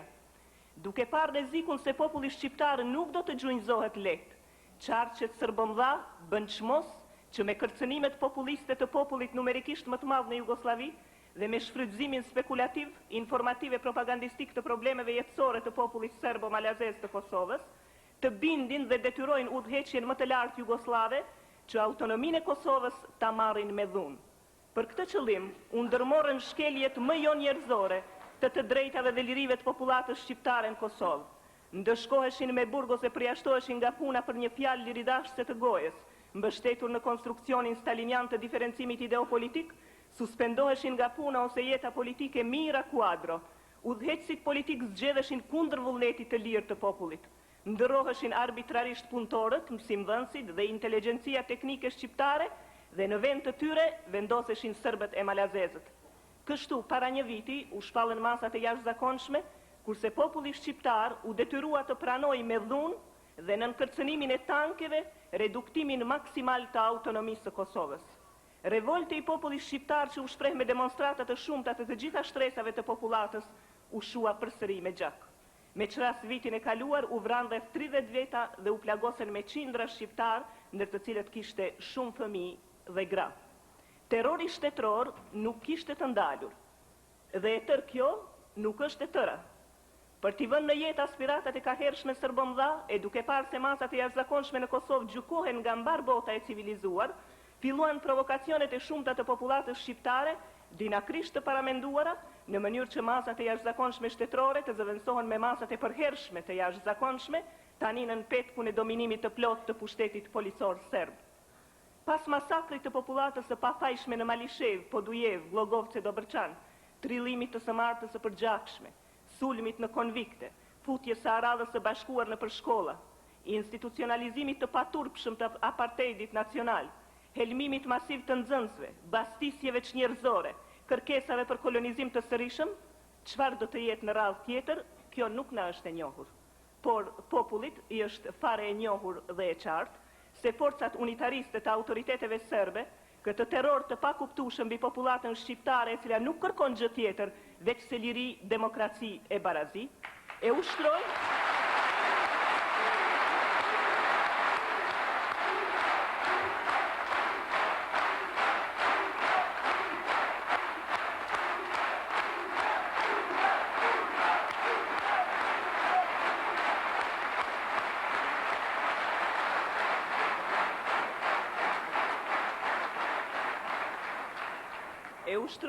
jo rastësisht, por me qëllim të paramenduar mirë, për të nxitur shpërthimin masiv të revoltës, e cila do të duhej të shërbente inskenimit të konfliktit për masash të gjëra, i cili do të përfundonte me qërim definitiv hesapesh me popullatën shqiptare në Kosovë. Synimi sistematik dhe konsistent i mbajtjes dhe kultivimit të gjendjes konflikte në Kosovë ishte ai që e lindi dhe rriti këtë politik, dhe i vetmi i cili mund ta mbajë në jetë. Prandej, objektivisht strategët e saj do të bëjnë çmos për ta penguar demokratizimin e jetës në Kosovë, sepse kjo është e vetmja mënyrë e tyre për ta mbajtur pushtetin. Mendojmë se nuk mund të ketë zgjidhje të problemit të Kosovës pa analizë të mbështetur të realitetit tonë, pa analizë të thellë të shkaqeve e pasojave, pa braktisje të plotë të kësaj qasje e bolshevike e dogmatike të dorëzuar para shantazheve e presioneve. Politika që udhëheqet aktualisht në Kosovë dhe ndaj Kosovës dështoi në tërësi, dhe një politikë e tillë, e cila prodhon vetëm konflikte e dhunë, duhet demaskuar urgjentisht dhe duhet luftuar me të gjitha mjetet demokratike. Një zgjidhje e drejtë.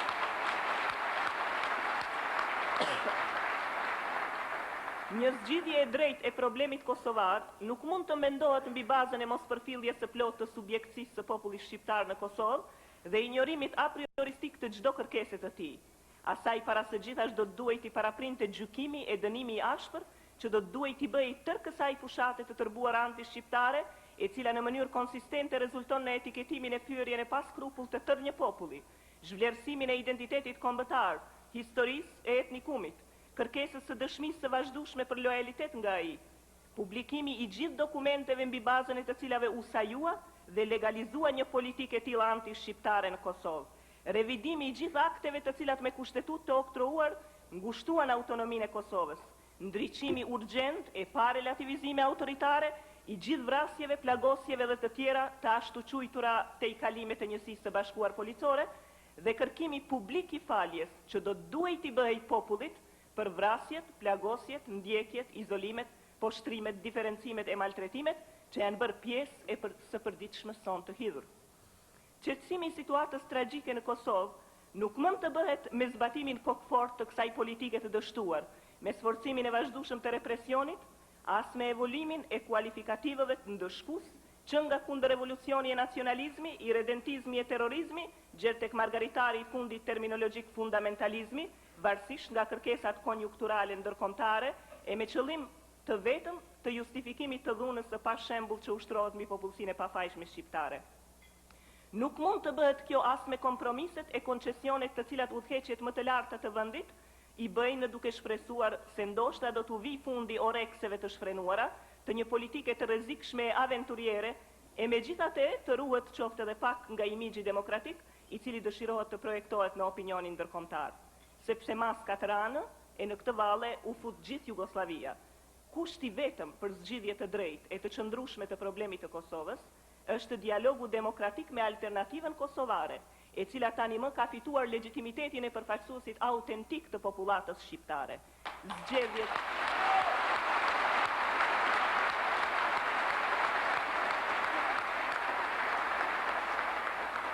Zgjedhjet e lira, demokracia parlamentare, sistemi shumë partijak, pranimi i subjektivitetit politik të popullit shqiptar, barazia e vërtet me gjithë kombet të tjera në Jugosllavi dhe pranimi i subjektivitetit politiko-juridik të Kosovës, i cili duhet sankcionuar me shprehjen e lirë të vullnetit politik të popullit shqiptar.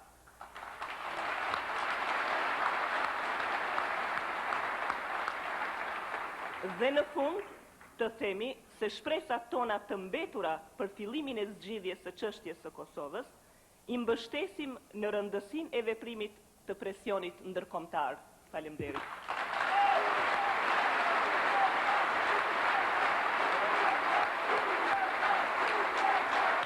Let us continue.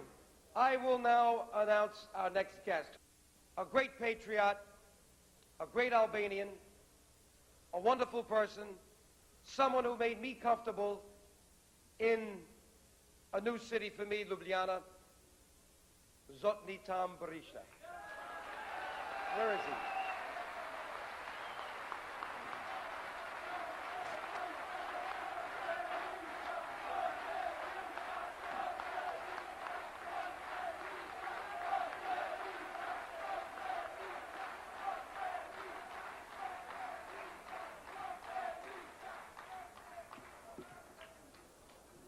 Motra dhe vllazër, të përpiqesh, të angazhohesh, të luftojsh për liri është detyrë njerëzore.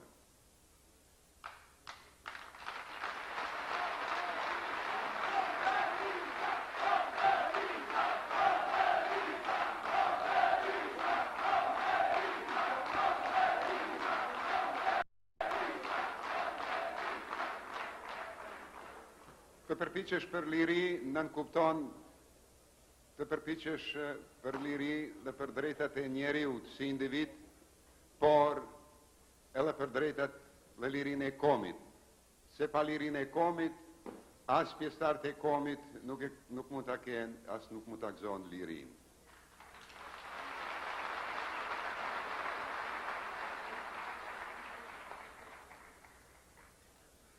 Neve kemi ardhur këtu të kryjmë do detyra.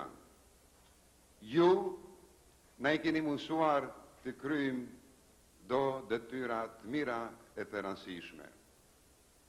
Kemi qenë gjendje të kryjmë sepse keni një organizatë të fortë, prej burrave të fortë, që i përbajnë lidhjen shqiptaro-amerikane në krye me DioGuardion.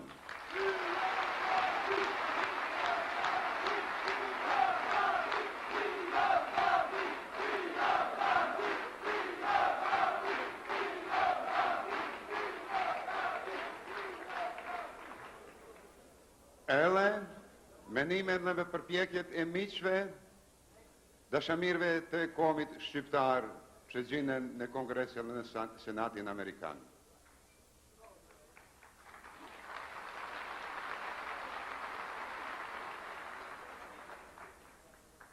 dua që në këtë moment të jap një përkrahje të posaçme të lidhjes shqiptaro-amerikane në krye me DioGuardian. Po kam përshtypje, ose ma mirë me thanë, me aktivitetin që e kemi vërtetuar gjatë qëndresës sonë këtu, është një organizat serioze, për të cilës shumë organizata tjera të cilët ekzistojnë këtu, mund të marrin shembull se si duhet punuar.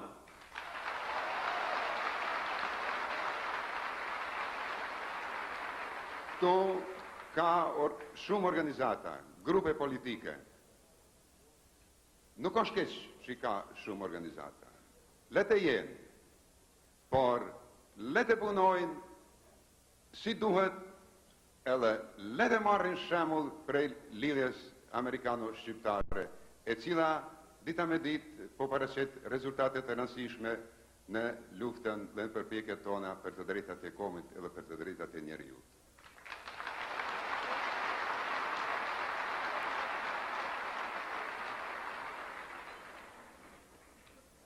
Jemi në gjendje kur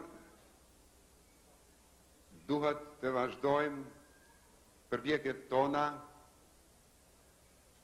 duke vërtetuar me punën tonë që askund dhe askur s'na vjen mend të gjunjëzohemi, të përkulemi, të lodhemi deri në fitoren e fundit.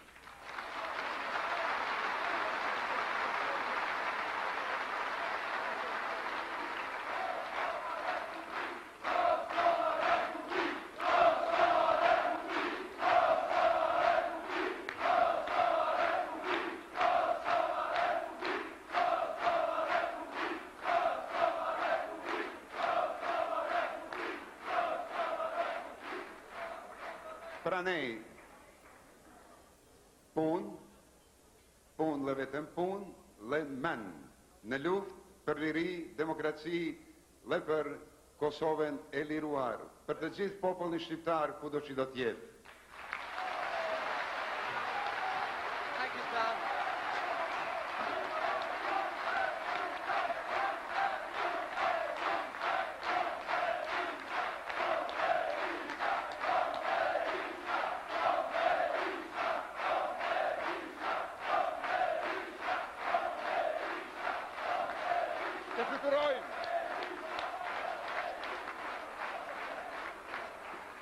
Okay.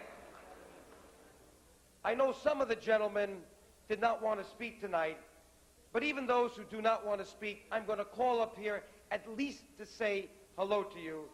And the next one is Yusuf Buchovi. He's a writer and secretary of the Democratic Alliance of Kosovo. Yusuf, come up here and at least say hello.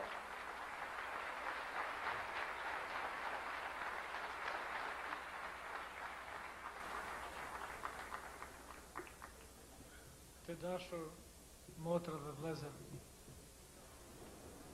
unë jam shkrimtar. Dhe si shumë shkrimtar dhe intelektual shqiptar të Kosovës, me padëshirën tonë merremi edhe me politikë.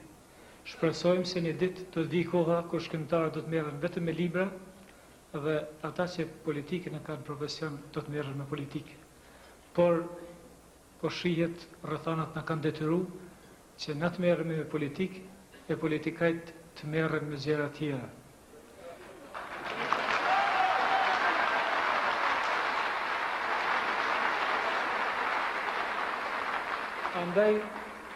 Andaj desha të them vetëm një insert vogël që ka të bëj me themelimin e lidhjes demokratike të Kosovës, për të parë se një mend politika dhe krijimtaria nga njëherë e kanë të përbashkët vetëm intuitën, për atë që mund të parashihet se çka do të ndodhë. Një ditë të ftohtë të 23 dhjetorit të vitit të kaluar, në një barak të vogël pranë stadionit dhe afër ndërtesës së madhe të policisë krahinore, u themelua Lidhja Demokratike e Kosovës.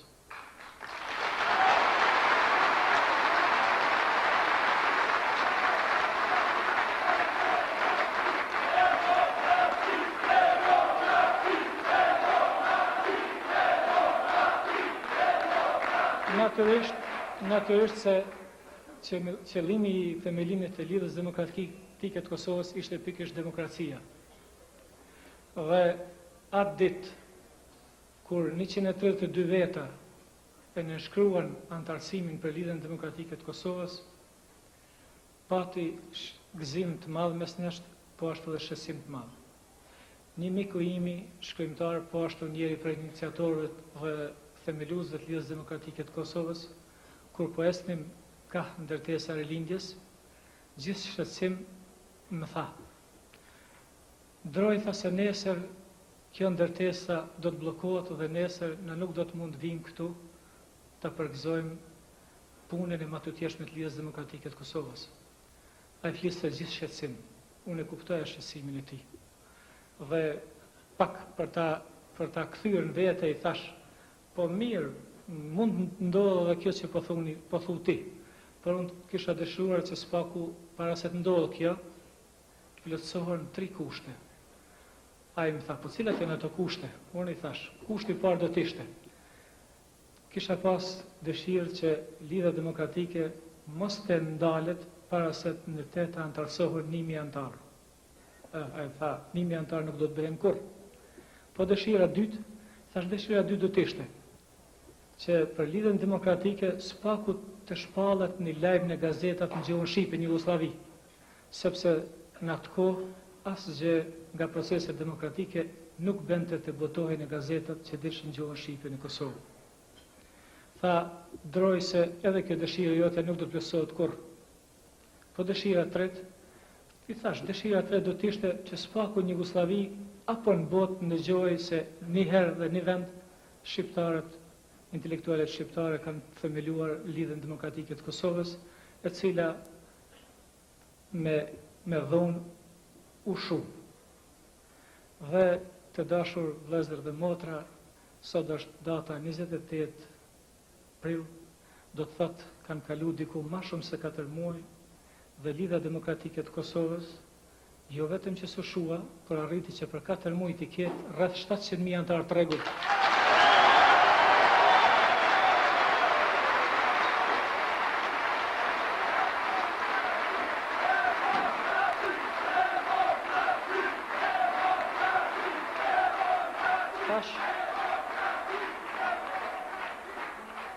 Tash, ky ishte sa I përket dëshirës parë.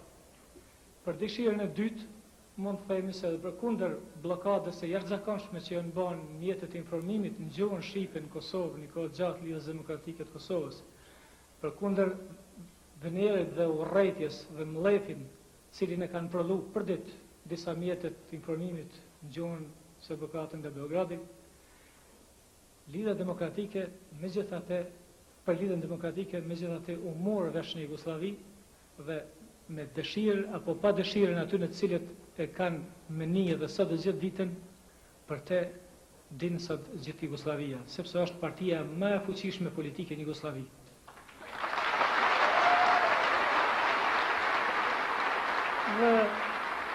Dhe dëshira tretë, për dëshirën e tretë, për atë se a do t'i ndëgjoj zëri lidhjes demokratike jashtë Jugosllavisë, u vërtetua me datën 24 prill të vitit e kaluar në shtëpinë e Kongresit në Washington dhe në atë State Departmentit.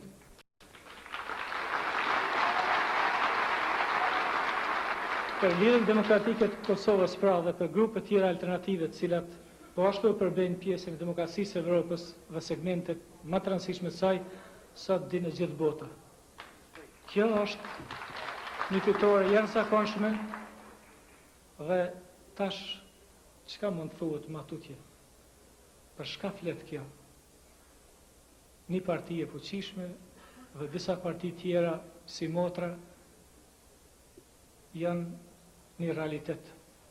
Kjo do të thotë se populli shqiptar gjithmonë ka qenë I thadruar me ndjenjën e demokracisë në shpirt dhe sa ajo gjithmonë ka jetuar në te. Është dashur të vinë kohë të tilla që demokracia të bëhet pjesë e së së saj. Urojmë që demokracia të ndalnjej dhe populli shqiptar të jetojë I barabartë dhe I lirë si gjithë popujt tjerë në Jugosllavi dhe në botë. Faleminderit.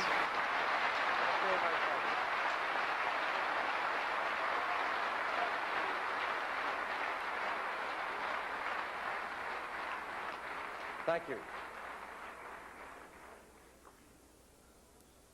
And now for a gentleman that I met on my first trip to Pristina.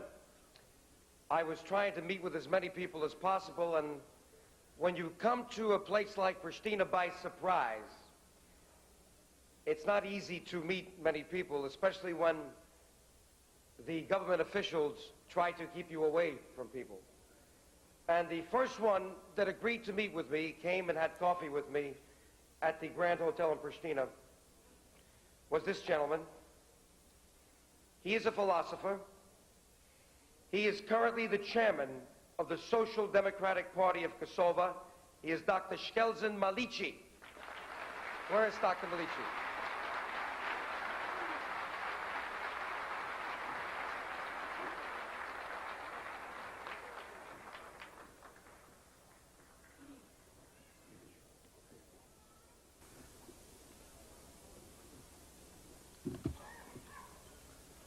Zonja dhe zotëri, ne në patëm thonë se kjo mbrëmje do t'jetë mbrëmje fjalimeve dhe arktimit, zbavitjes. Sa për shoh deri tash kanë qenë vetëm kemi mbajt fjalime, ndërsa orkestrat po rinë këtu pa punë.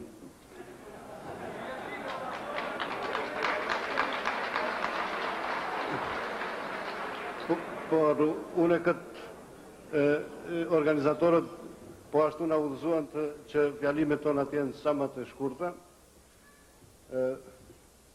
për shkak të kësaj pjesës së dytë, dhe unë këtë e kuptova mjaft seriozisht, prandaj jam përgatitur të ju flas gjatë, edhe nga një arsye tjetër sepse pritoj nga fjala. Unë kryesisht jam angazhuar me shkrime dhe duke ju bashkangjitur ose iniciuar aksionet të ndryshme politike në Kosovë. Dhe në këtë drejtim edhe matutje do të vazhdoj, e këtu s'do t'i lodh shumë me fjalë. Desha të them vetëm edhe disa ca mendime ma shumë ndjenja të mia duke shikuar këtu entuziazmin e juaj. Unë me një pjesë të qenjës time kënaqesha me këtë entuziazmin e juaj, ndërsa me të dytën e ndjenja një zbrasti, sepse një tubim të tillë ende s'mund të mbajmë në Prishtinë.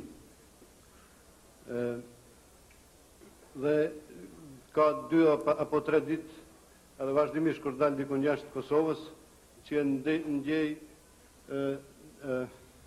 një, si me thonë, shqetësim dhe pakënaqësi, dhe çdo herë tentoj që sa më parë të kthehem aty, sepse mendoj se punë ende nuk i kena kryer deri në fund.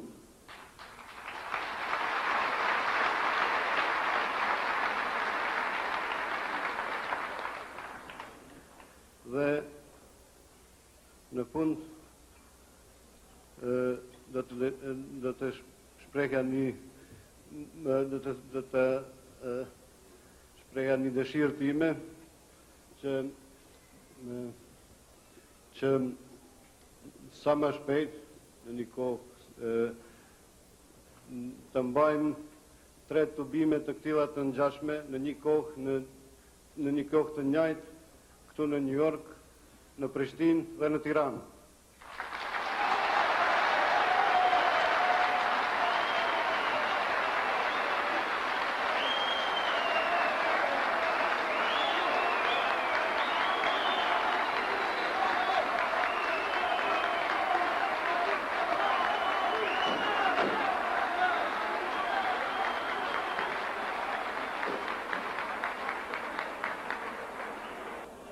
Dhe se demokracia do të fitoj në Kosovë dhe në Shqipëri. Në kaq funksionin, natë një. Okay. Now let's hear from the chairman of the Philosophers and Sociologists Society of Kosovo, Dr. Boresha. Isof.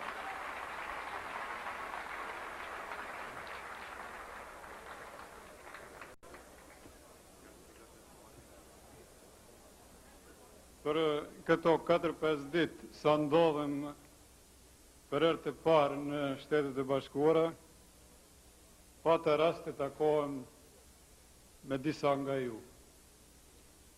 Me ka bërë përshtypje dhe me ka prekur shumë, e dhëna se çdo njeri për tyre me ka përshëndetur dhe me ka lënë lamtumirën me një fjali e cila si refren përsëritej në çdo bisedë. Ne vetëm me trup jemi këtu, kurse mendjen e kemi tek ju.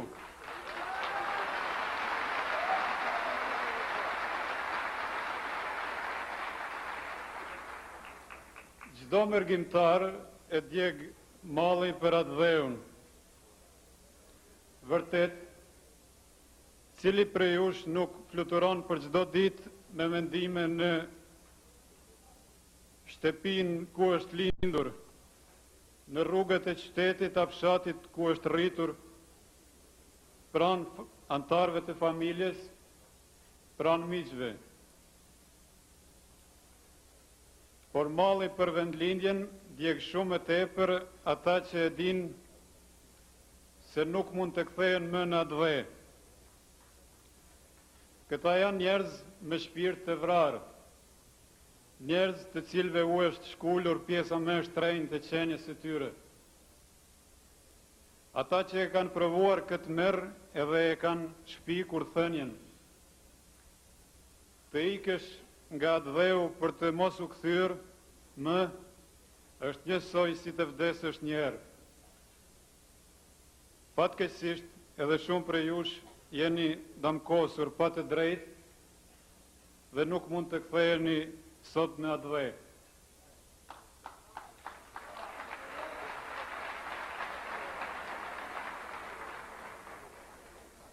Por unë shpresoj se së shpejti do të prishen pengesët që ua kanë ndaluar këtë kthim të shumëpritur.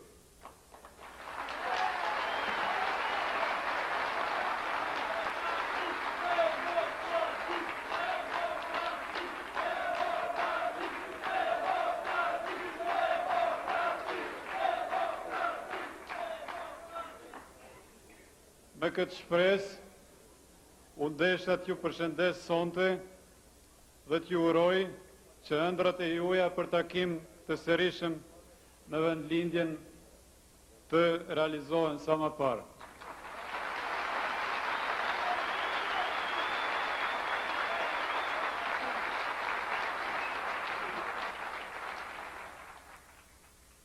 Our next speaker. He's the president of the Democratic Farmers Party of Kosovo, Dr. Hivzi Islami. Where is he?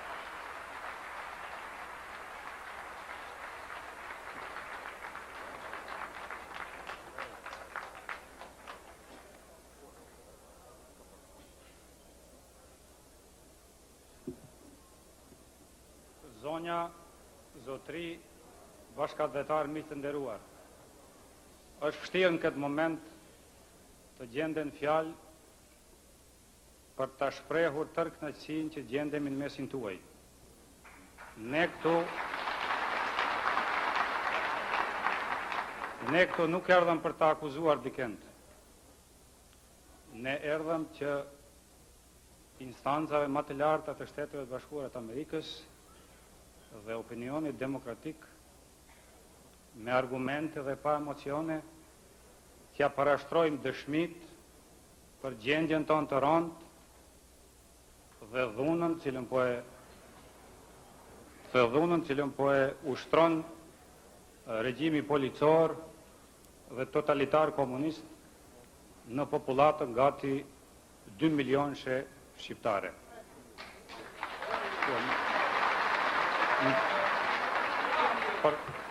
Për Kosovë e pata fjalën tonë. Ne si që dini jetuam gjatë kohë në një troll,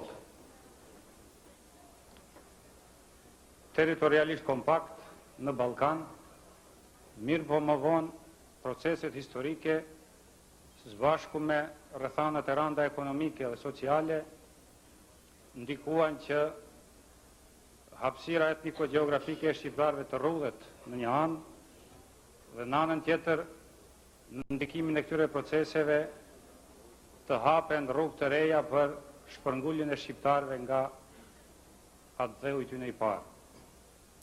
Dhe kështu sot kemi një shtrirje të gjerë të shqiptarëve në botë, një diasporë, ku do në botë. Po thuj se në asnjë vend nuk është e mundër që ka mbi 500.000 banor të mos gjej shqiptarë.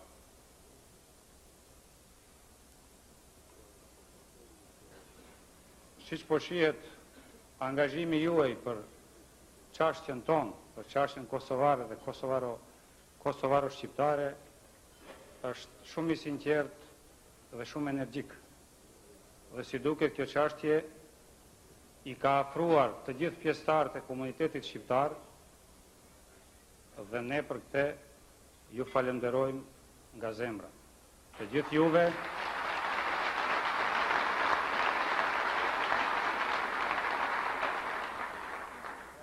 gjithë juve, përfaqësues të shtetit amerikan, lidhjen shqiptaro-amerikane në krye me zoti DioGuardin, i cili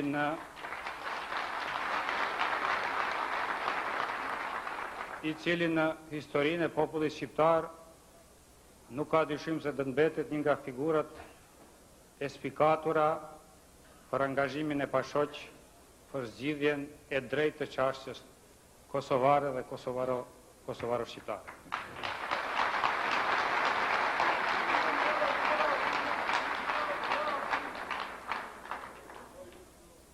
Vetëm ishte Kosova që në vitin 1945 hyni në sistemin e artë në thojza në socializëm me administrim ushtarak dhe me mbeturina të shumta të marrëdhënieve feudale në të gjitha sferat e jetës materiale, shoqërore dhe familjare.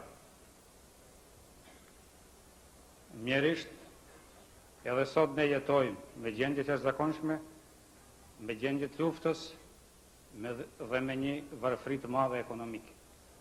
Ndonë se Kosova është një nga teritoret më të pasura në Evropë për nga resurset natyrore, nëntoksore dhe mbitoksore dhe potencialet njerëzore, ajo me gjithate ka mbetur një ndër teritoret më të pazhvilluara të Evropës. Përveç angazhimit ton kundër dhunës dhe të gjitha mekanizmave të sistemit totalitar komunist dhe përpjekjeve për demokraci, liri dhe barazi, siç e dini te na sot po zhvillohet një kuvend i madh, i cili për nga rëndësia dhe efektet do të mund barazohet ndoshta me kuvendin e ardhmit dhe me kuvendet tjera si atë të Malësisë, të Junikut e tjera. Ky kuvend i madh është sot pajtimi i gjaqeve, për cilët ju kemi ndiqur.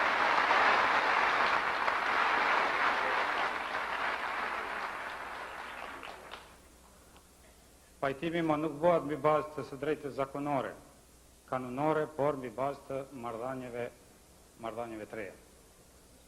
Në këtë aksion e ka nisur rinia jonë progresive dhe ai është përkrahur nga të gjitha shtresat e popullit tonë. Deri tash, sigurisht sot edhe nesër e diel, këto janë ditët më efektive, numri i pajtimit, numri i rasteve ka arritur mbi 500.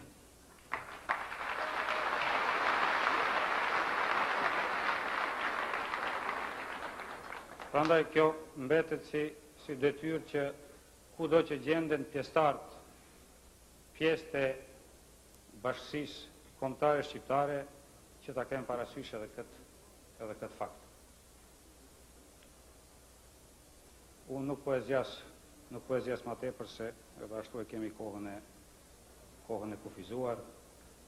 Në fund i falenderoj të gjitha subjektet që na ftuan për të treguar të vërtetën, lidhjen shqiptare-amerikane, përfaqësuesit e Kongresit, Senatit, zoti DioGuardin, dhe nuk mund të harrojmë edhe ndihmën e madhe dhe informimin e drejtë të Zërit Amerikës, të redaksisë shqiptare të Zërit Amerikës.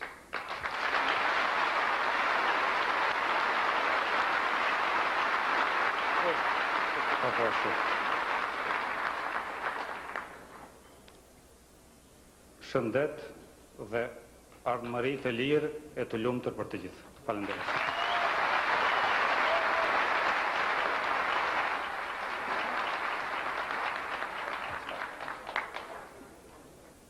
Now our next speaker, who spent many years in jail too, he's the president of the Independent Trade Unions of Kosovo. He's Dr. Hayrullah Durrani. Where's Dr. Durrani?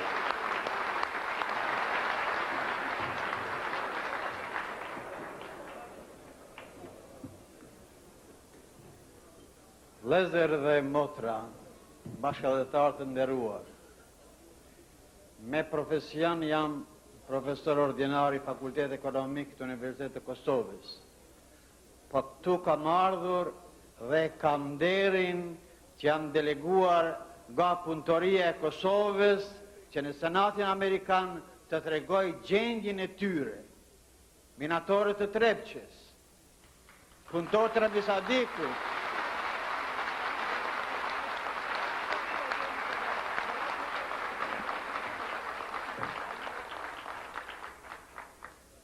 minatorët të Trepçes, punëtorët e Ambisadikut, punëtorët të gjitha fabrikave në Kosovë, të cilët e panë të sindikate e tyre gjertanishme, si ishte sindikate e tyre, ishte transmision i thjesht, edhe një shtrëngesë e punëtorisë.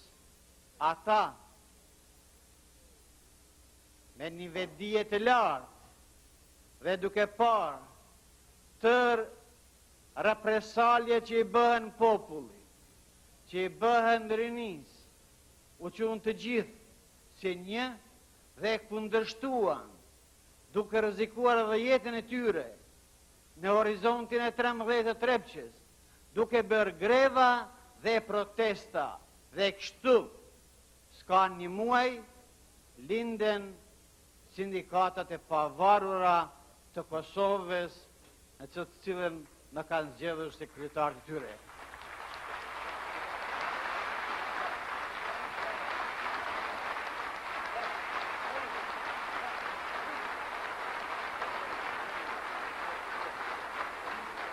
Kosova është e pasur.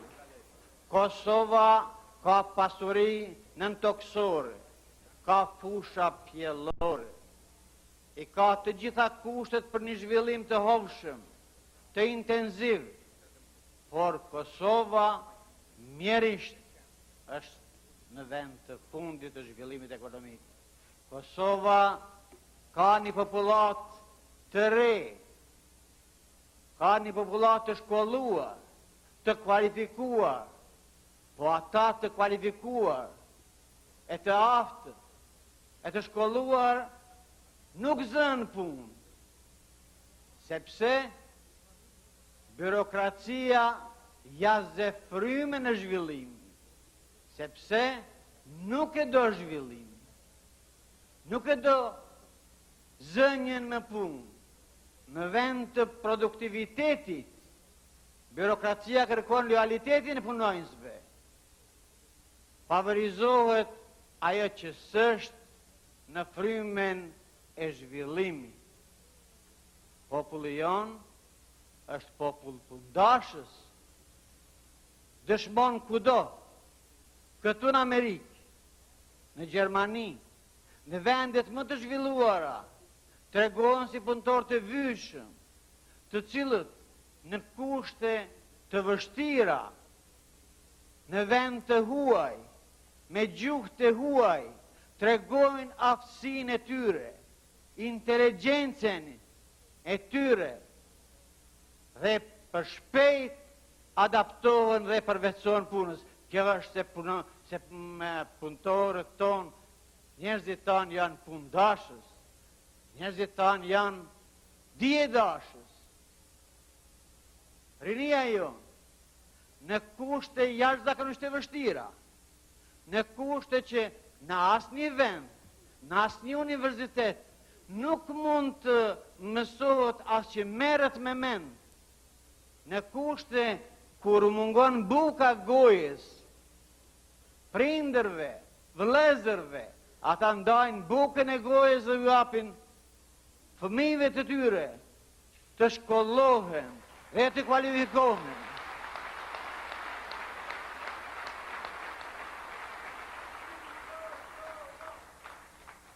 Studentët tonë dëshmojnë shkencën tonë të re kudo. Në Evropën perëndimore, në Amerikë dhe kudo që kanë shkuar, kanë treguar suksese të shkëlqyeshme. Sepse edhe në kushte jashtëzakonisht të vështira, ata gjejnë kohë, edhe pse kohë pas kohe hyjnë e dalin prej burgu, kohë pas kohe maltretohen, kohë pas kohe nxjerren jashtë konvikteve, por populata e Prishtines merr atë çka pengon shteti, të gjithë studentët zënë vend për shtëpiat e popullatës Pristinës.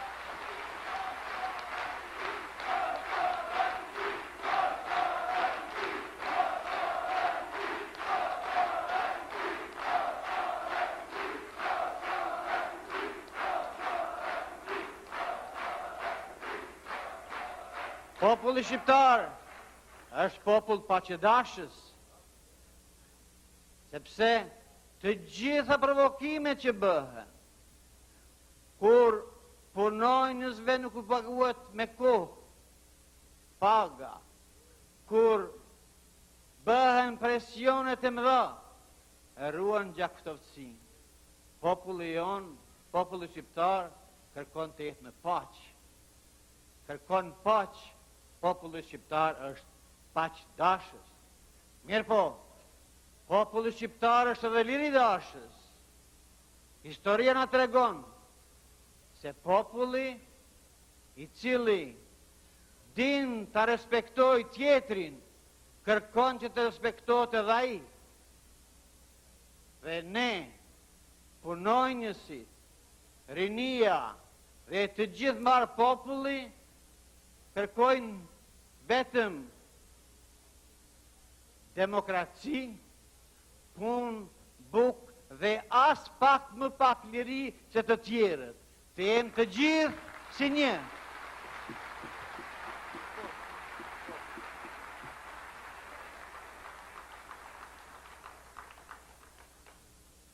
Mirupafshim në Kosovë.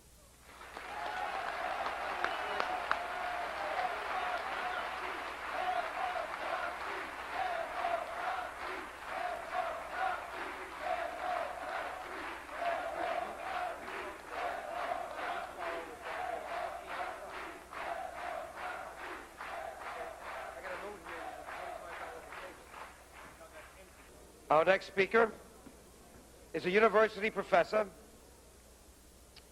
and he is secretary of the Social Democratic Party of Kosovo, Anton Boresha.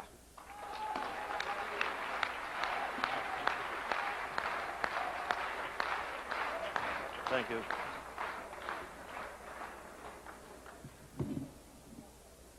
Motra dhe vëllezër, bashkëdhetar dhe gjithë të pranishëm.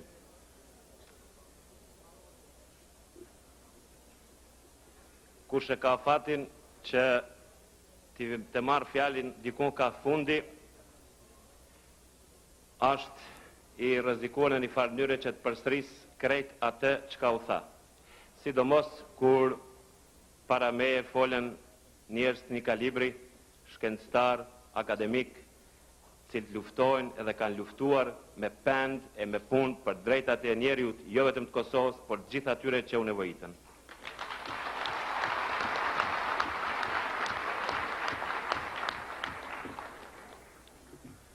Një anekdot. Dy vëllezër, si është zakon, duhet të ndaheshin. Edhe nuk mund të merrshin vesh kurse si që të ndahen, edhe vinë ndërmjetësit, ne i kemi quaj pleq, atje në Malësi, I thonë njanit për çka puna dhe ai çohet me zote, me krishte, me xhamie, me kishe për bete dhe thot çka ka pas. Kur i thonë këtij tjetrit fol ti tash, pa i thot janë ata që vjetën mi muërën, ky vllaue mua mbeten veç do gjunafa që barabar s'keni me mu besua e ma mirë s'po foli.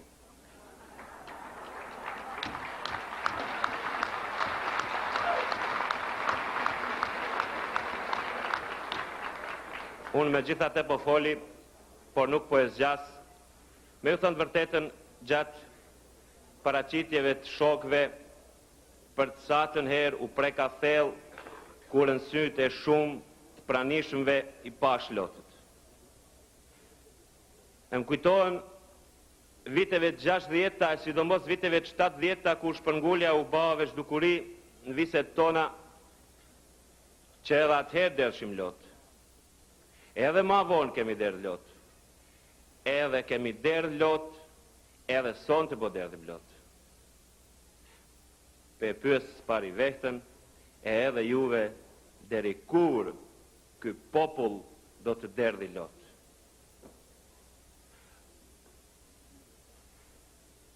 Këto lotë janë rrjedhoj e një fati që na e ka caktua historia, që përveç problemeve të shpërnguljes, ku s'po dua të eksplikoj pse, të gjithë e dim se nuk shpërngulemi nga mirësia, vim në një situatë që ajo shpërngulje nga gazetat jugoslave të trajtohet si lakmi për dollar. Asnjë forum politik as shtetëror asnjëherë nuk e vuri në rënd të ditës shpërnguljen e shqiptarëve, kurse për shpërnguljen e tjerëve derdhën lot krokodili.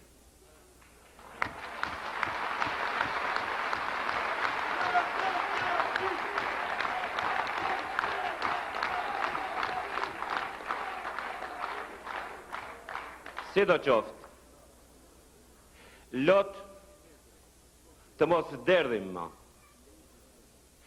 Nuk po mundem mos me përmend reagimin e një nane kur djali i saj në Jugosllavi ju dënua me 7 vjet burg, e ajo është bashkëqytetari juaj, e mbas shqiptimit të dënimit pëlsiti vaj në gjykatore.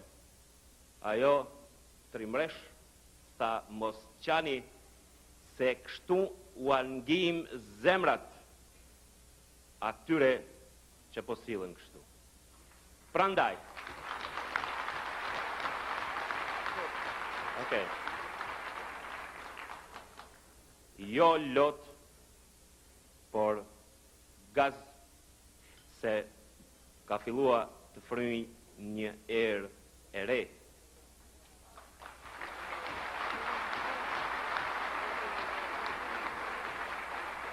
Falenderojmë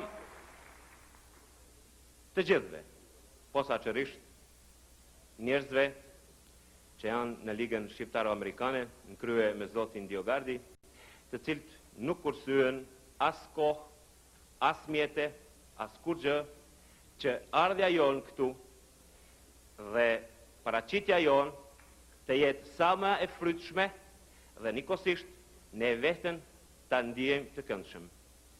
Akoma, për fat të keq, ne nuk jemi në gjendje që t'ju ftojmë dhe t'ju presim kështu, por ju do vini dhe ne do ju presim në Kosovën e lirë. Natën e mirë, faleminderit.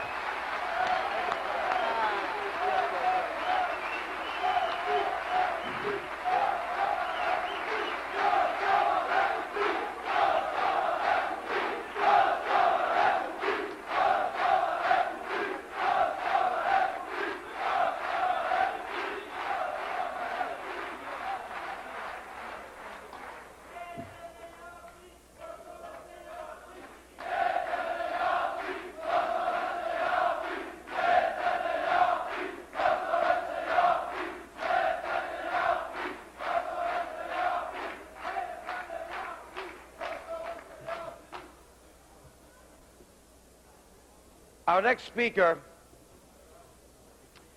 is a living example of sheer police brutality and torture, which the Serbian authorities euphemistically referred to as an isolated person. He came here to testify at the hearing and did a very, very good job. Professor Anton Kola.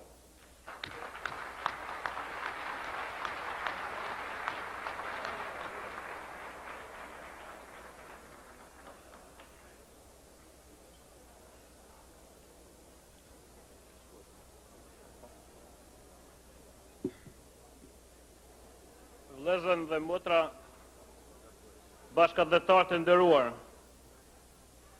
jam këtu si një nga dëshmitarët e terrorit që Serbia vitet e tëra e ka ushtruar dhe po ushtron ndaj popullsisë së pafajshme shqiptare. Jam njëri nga izolantët që vitin e kaluar e përfshiu vala terrorit. U izoluan të gjitha shtresat e popullsisë shqiptare, por në këtë muaj të vitit kaluar më së shumë të u izolua inteligjenca, sepse ajo ishte kala e pakapërcyeshme për planet shoveniste të Serbisë.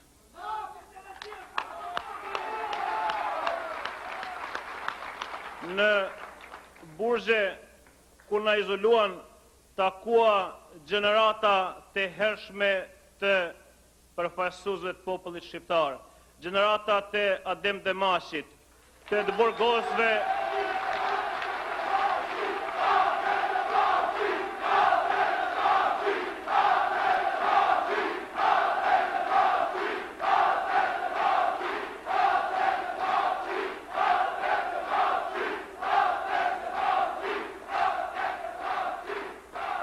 të burgosërve të viteve të 70-ta, të atyre të 89-ta, 83-ta, 89-ta. Takova popullin tim në izolim që s'mund dikush ta izoloj. Një mit religios thot, kur prindit i vdes fëmiu, ati hapet dera parajsës. E unë them, kur një populli i vritën fëmijët duke brohoritur për liri dhe demokraci, fitoria i është afër. Ne na u vranë fëmijët.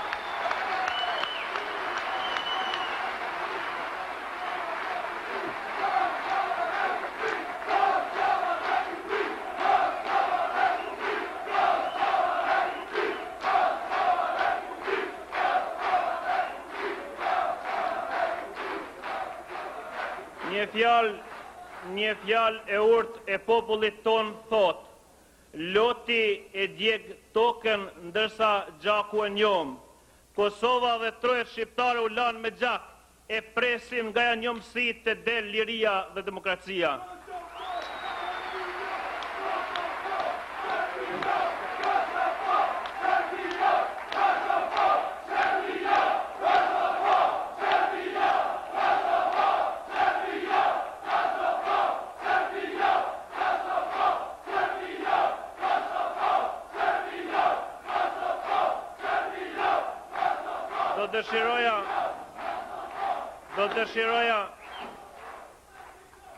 Do dëshiroja që në fund ju shqiptarët Amerikës të hapni shkolla në gjuhën shqipe, të flitni shqip në shtëpi me fëmijët e juaj, të investoni kapitalin në vendlinjën e juaj. Do dëshiroja që ju shqiptarët ta marronin nga një shtëpi atje nga keni ardhur dhe spaku verimet t'i kalonin në vendlinjën e juaj. Ajo ju pret.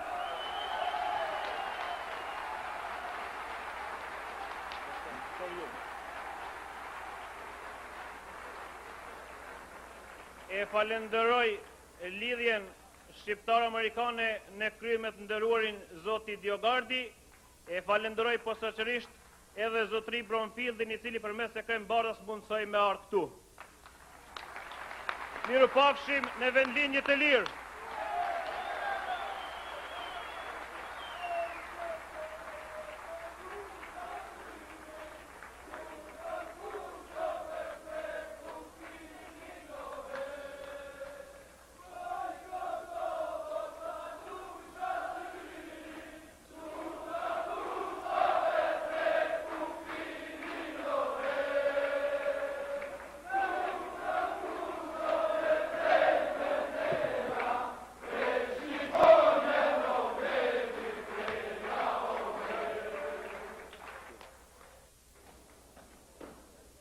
only did they release Adem Damaci, and that was long, long overdue, but I think they saw the light, and they released this young man because of the pressure we brought to bear. And I was delighted when the plane opened up in Washington, and I didn't know he was on it until he got off of it. And this young gentleman, he is the president of the Youth Parliament of Kosovo, Halil Matoshi.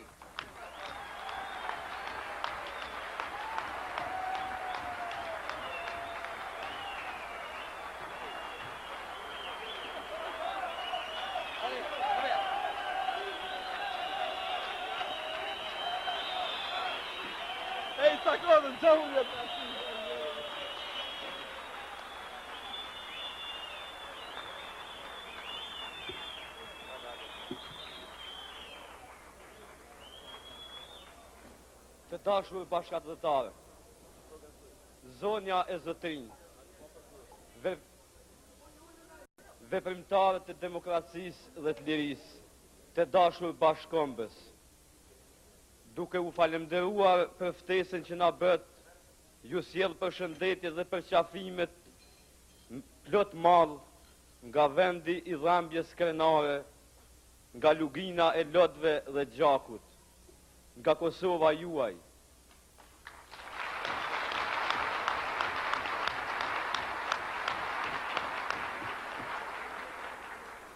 Ju sjell përshëndetjet e rinisë e Kosovës të organizuar në Parlamentin e rinisë, të asaj rinie që kishte një fat sa të hidhur, aq edhe krenar, një rinie që 10 vjet të tëra i kaloi në për orë policore, e gjendjet jashtëzakonshme në për diferencime e burgje në Golgotën e quajtur Kosovë.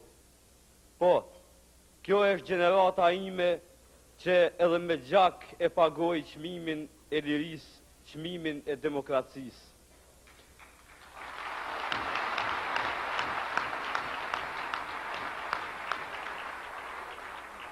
Pikërisht në Shtetet e Bashkuara të Amerikës vi nga burgu i Prishtinës, ku qëndrova 2 javë së bashku me 7 veprimtarë tjerë të Parlamentit të rinisë, mirë po kjo jona ishte vetëm një ëndër e shkurt dhe e hidhur, nga se të tjerët kanë qëndruar edhe me vitet e tëra, po në ato burgje.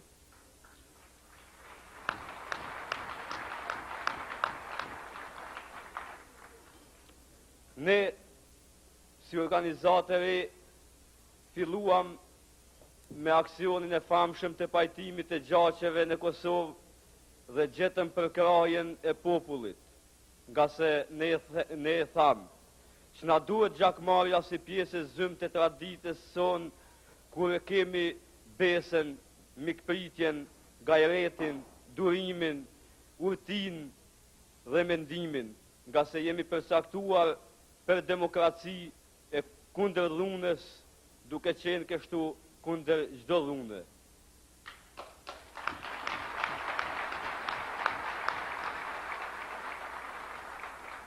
Demokracia po vendoset dhe është vendosur prej Berlinit deri në Beograd, e do të thosha edhe prej Moskë deri në Tiranë.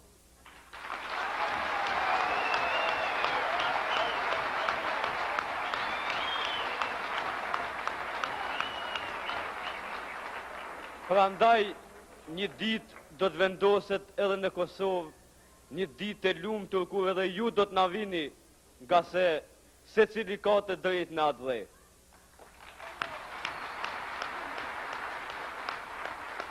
Pra, se cili prej nesh ka të drejtë në atë dhe, pjell e se cilit është, pa marrë parasysh ideologjin, të gjithë jemi hisedar në atë dheun tonë.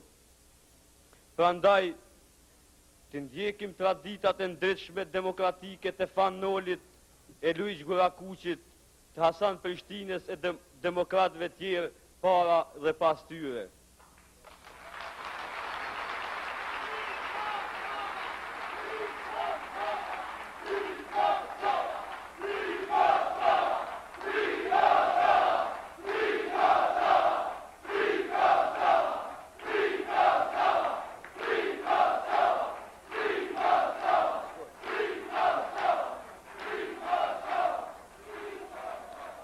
dallimet politike dhe shumësia e mendimit është ndërparimet qëndësore të demokracisë.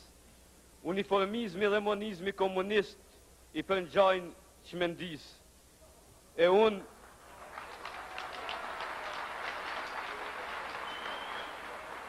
unë u apërcjell dëshirat e rinisë kosovare që edhe ju të bashkoheni rreth çështjes së vendosjes së demokracisë në Kosovë, ta ndihmoni atë e nesër edhe të ktheheni në vendlindje se guri peshon më së rëndi në trollin e vet.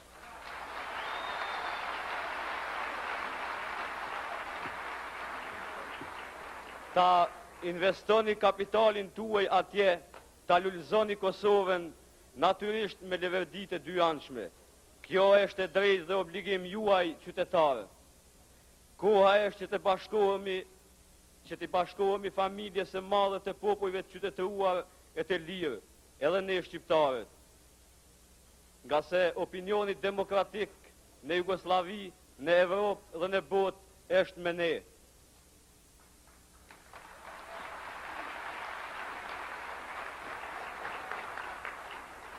Na burgosen, por liria nuk burgoset.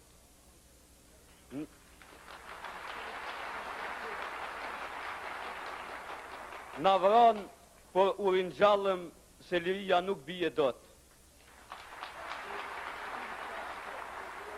Na izoluan, por shpirti liridashës nuk mbyllet. Na helmuan, por edhe kjo është e kotë se liria nuk helmohet.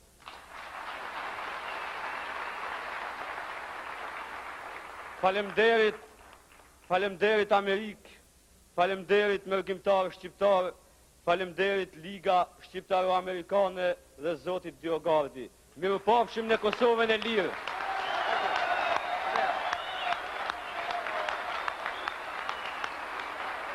Our next speaker is a lawyer. He's affiliated with the Committee for the Protection of Human Rights and Freedoms. His name is Yusuf Hakai. Yusuf. Të dashur vllazër dhe motra, unë besoj pas kësaj radhe të shokëve të mi dhe vëllezërve që marrën nga Kosova, do të jem më i shkurtë.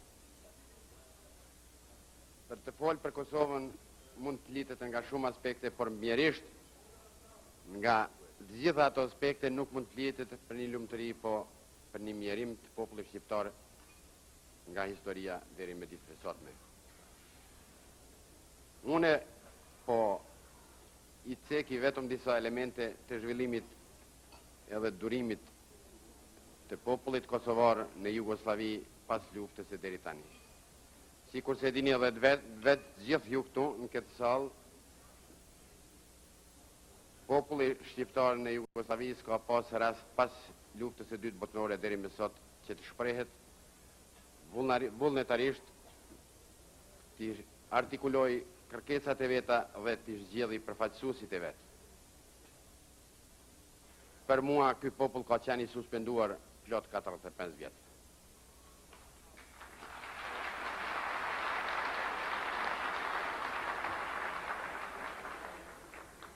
Dhjetë vjet e fundit, mjerisht janë 10 vjetet më të mërshme për popullin shqiptar në Kosovë. Prej vitit 81 e deri me sot, sistematikisht, dita me ditë, jo vetëm që janë shkel drejtat e njeriut individualisht, por janë shkel qenja kombëtare e popullit shqiptar në Jugosllavi. Është shkel tradita, për buzur popullit shqiptar, është etiketuar me lloj etiketimesh të paskrupullta. Edhe përse dihet nga historia se si popull kemi qenë popull human, që kur s'kemi luftuar për të pushtuar dika, po gjatë gjithë historisë tonë, vetëm i kemi luftuar për të ekzistuar.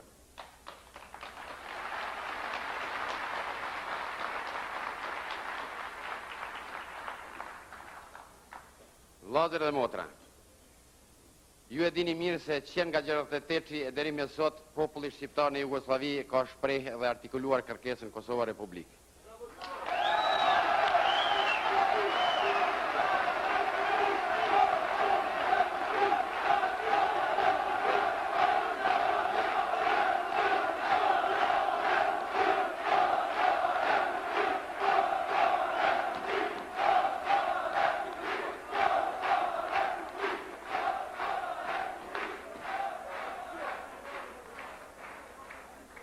Ju e dini po ashtu se Jugoslavia i ka nënshkruar shumicën e konventave ndërkombëtare. Ato konventa ndërkombëtare një kërkesë të tillë e trajton si kërkesë legjitime, bile edhe kërkesat më të ashpra secesioniste me norma ndërkombëtare të konventave nuk kriminalizohen. Kërkesa Kosova Republik nga një sistem totalitar i një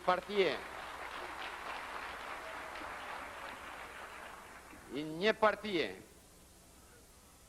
staliniste është satanizuar, edhe me atë satanizim është satanizuar gjithë populli shqiptar.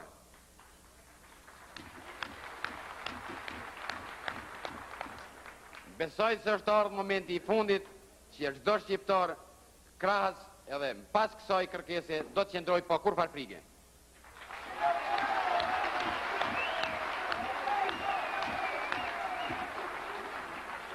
Me lejoni në fund që personalisht unë edhe në emrin e të gjithë kosovarëve edhe të juve besoj që t'i shpreh falënderimet e mia të thella zotit DioGuardi edhe kolegëve të tij zotit Lantos, Pressler dhe tjerëve, të cilët me gjithë shpirt, me një luftë pa epur, janë ka tregojnë se janë miq të pathyeshëm i popullit shqiptar. Natën e mirë.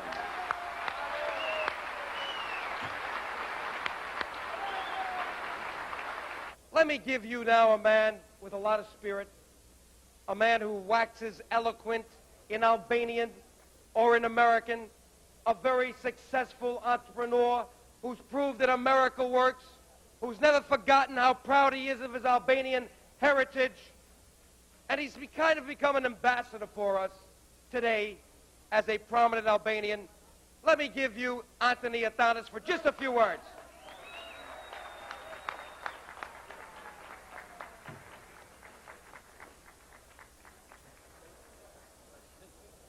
Let him have it in Albanian. Let's see. Yeah.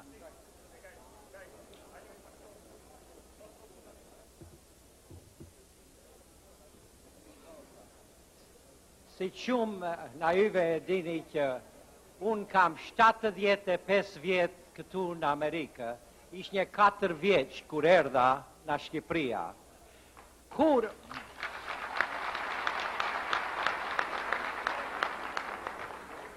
prindrit tonë edhe fanoli kur s'na la që të haronim Shqipërinë edhe shqiptarët në botë.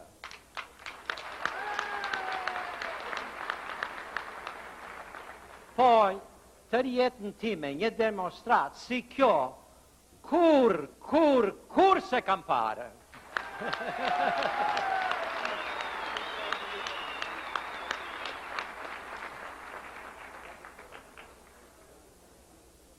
Dhe Gjepi këtu kur foli në tërnditi, ato fjalët që përdorte dhe fanoli në kohët e shkuara.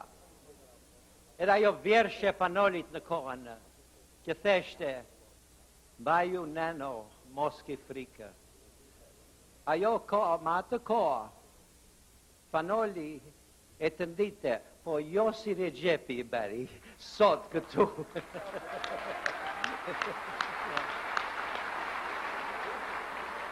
Sot jemi shqiptar, edhe cana, si folisi tuaj, është shqiptar në Korqa. Po të gjithë edhe unë sot jam kosovar si yve.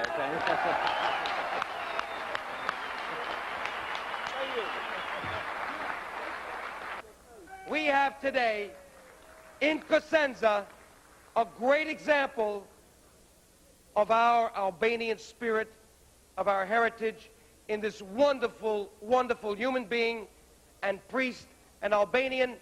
I give you Papas Antonio Bellucci.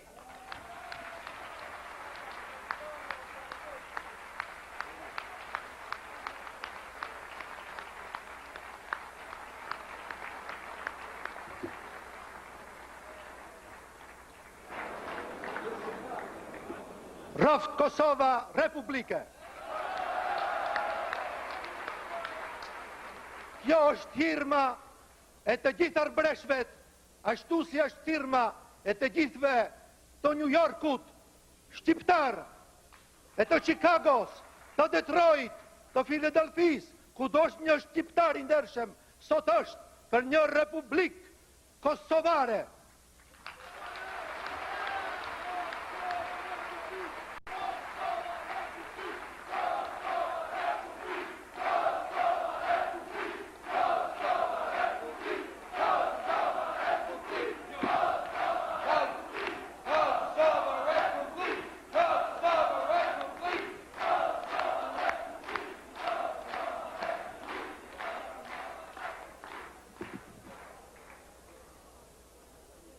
Falenderoj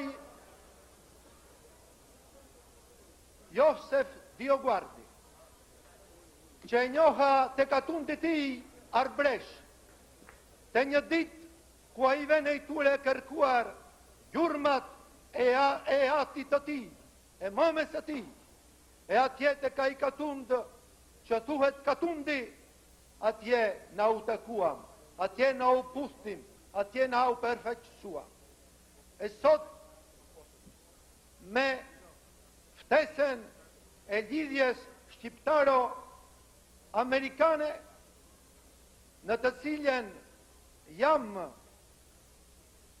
edhe u pjestar i nderit, jam këtu sot, zëmër me ju, zëmër me aspiratat e Kosovës, zëmër me universitetin e Kosovës.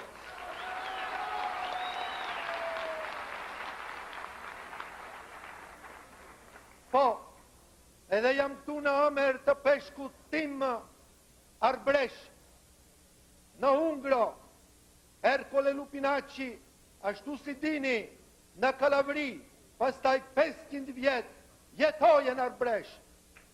Ashtu i gjallë shpirti arbërit, ashtu edhe këtu, në New York, katronjë, për qindra vjet, shpirti i Kosovës, Republike.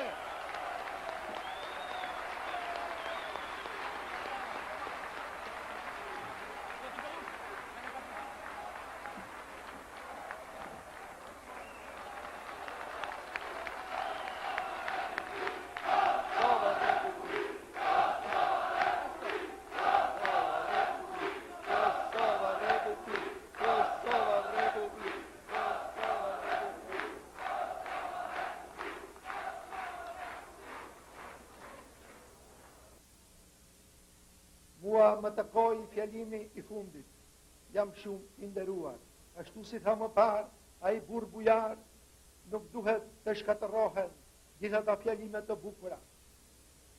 Që këtu sonde kemi dëgjuar, që në kanë bënë zëmren më të gjerë, po që duhet ju thonë, vlezër të dashur, profesor të dashur, vlezër të dashur, ju e dini, profesori Drisajeti, Recep Qosja, Ibrahim Rugova, edhe u jam biri Kosovës, se edhe u shkova atje.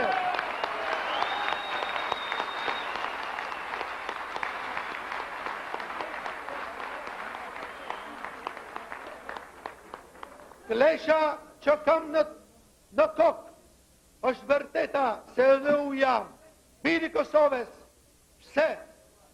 Në qoftë se u jam ju foljen në një gjuhë në të cilën gjithë ju mund të më kuptoni, mua me dha këtë mundësi Universiteti i Kosovës.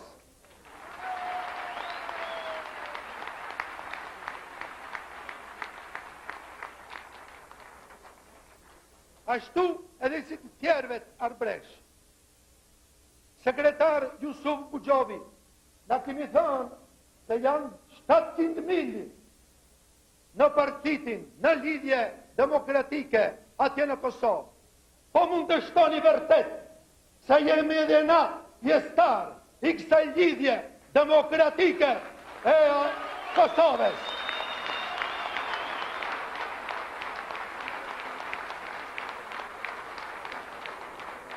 Mund të thoni në Kosovë, kur të thagi atje, se milion shqiptar që janë këtu në Amerikë, janë edhe ata antar i lidhjes demokratike kosovare.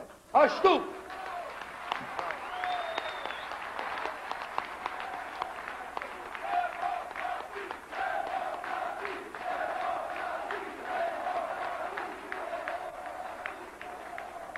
ashtu edhe ne arbresh, mund të shtoni në numrin, edhe neve arbresh, që vërteta bëm demonstrata për Kosovën, shkruajtim për Kosovën, për se edhe e buzduam zëmren, edhe jemi bëmi shumë atë që mundemi për kosovaret, të cilët do në tjenë të burgosur, atje në Zvicër, atje në Gjermani, për asë një faj.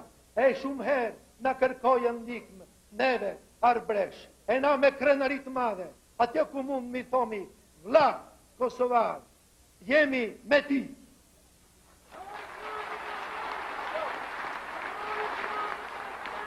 Po, do të shkojnë dimri keq, do të dihet pranvera, po pranverën e kemi në Kosovë, edhe e kemi këtu sot, rraf Kosova, Republikën.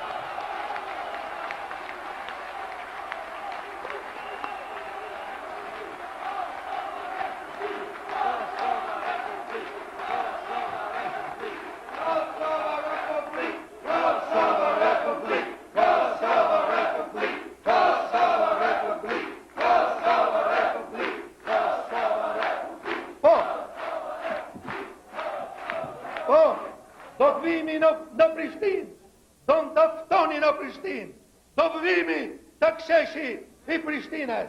Atje këm lidhëm i vlezër, të gjithë, arbresh, Amerikan, të vemi atje, e vjena jo ditë.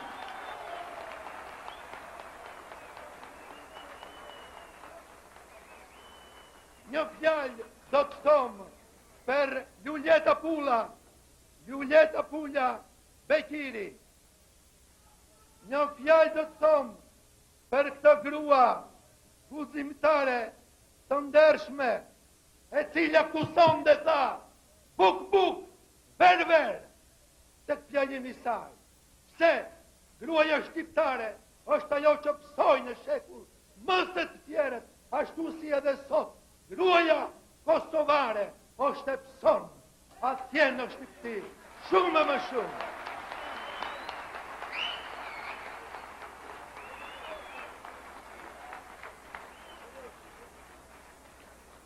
Na thomi, kur t'i arbreshe gjëndën bashkë, kur t'i arbreshe japën dorën, Skanderbeku, vjen Këqijeli, e vjen e ri, bashkë për ne, japë mi dorën, o vlezër, japë mi dorën, o vlezër, japë mi dorën, o vlezër, se në jemi, jak i shpërëndar në botë, japë mi dorën, o vlezër, se në jemi, jak i shpërëndar në botë. Kosova Republik, Kosova Republik, Kosova Republik, Kosova Republik, Kosova Republik, Kosova Republik, Kosova Republik, Kosova Republik.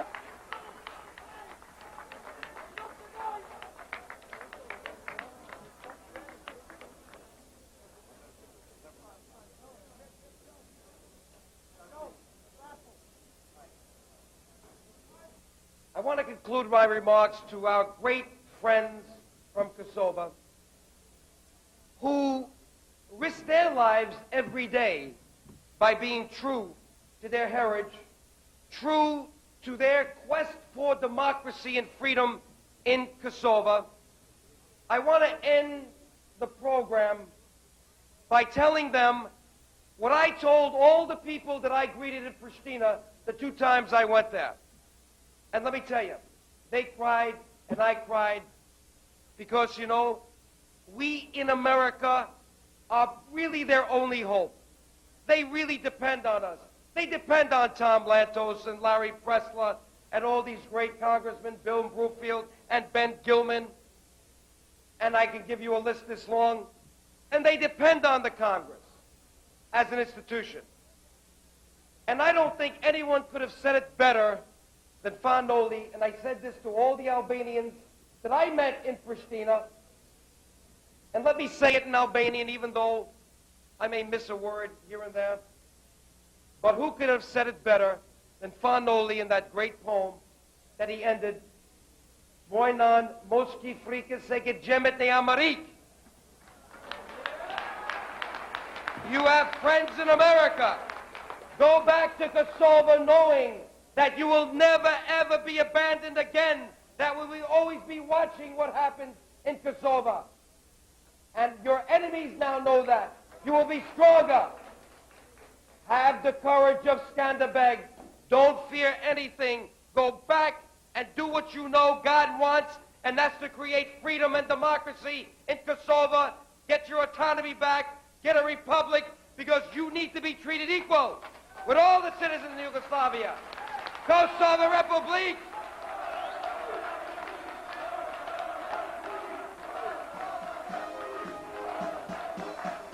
Kosovo Republic! Kosovo Republic! Kosovo Republic! Kosovo Republic!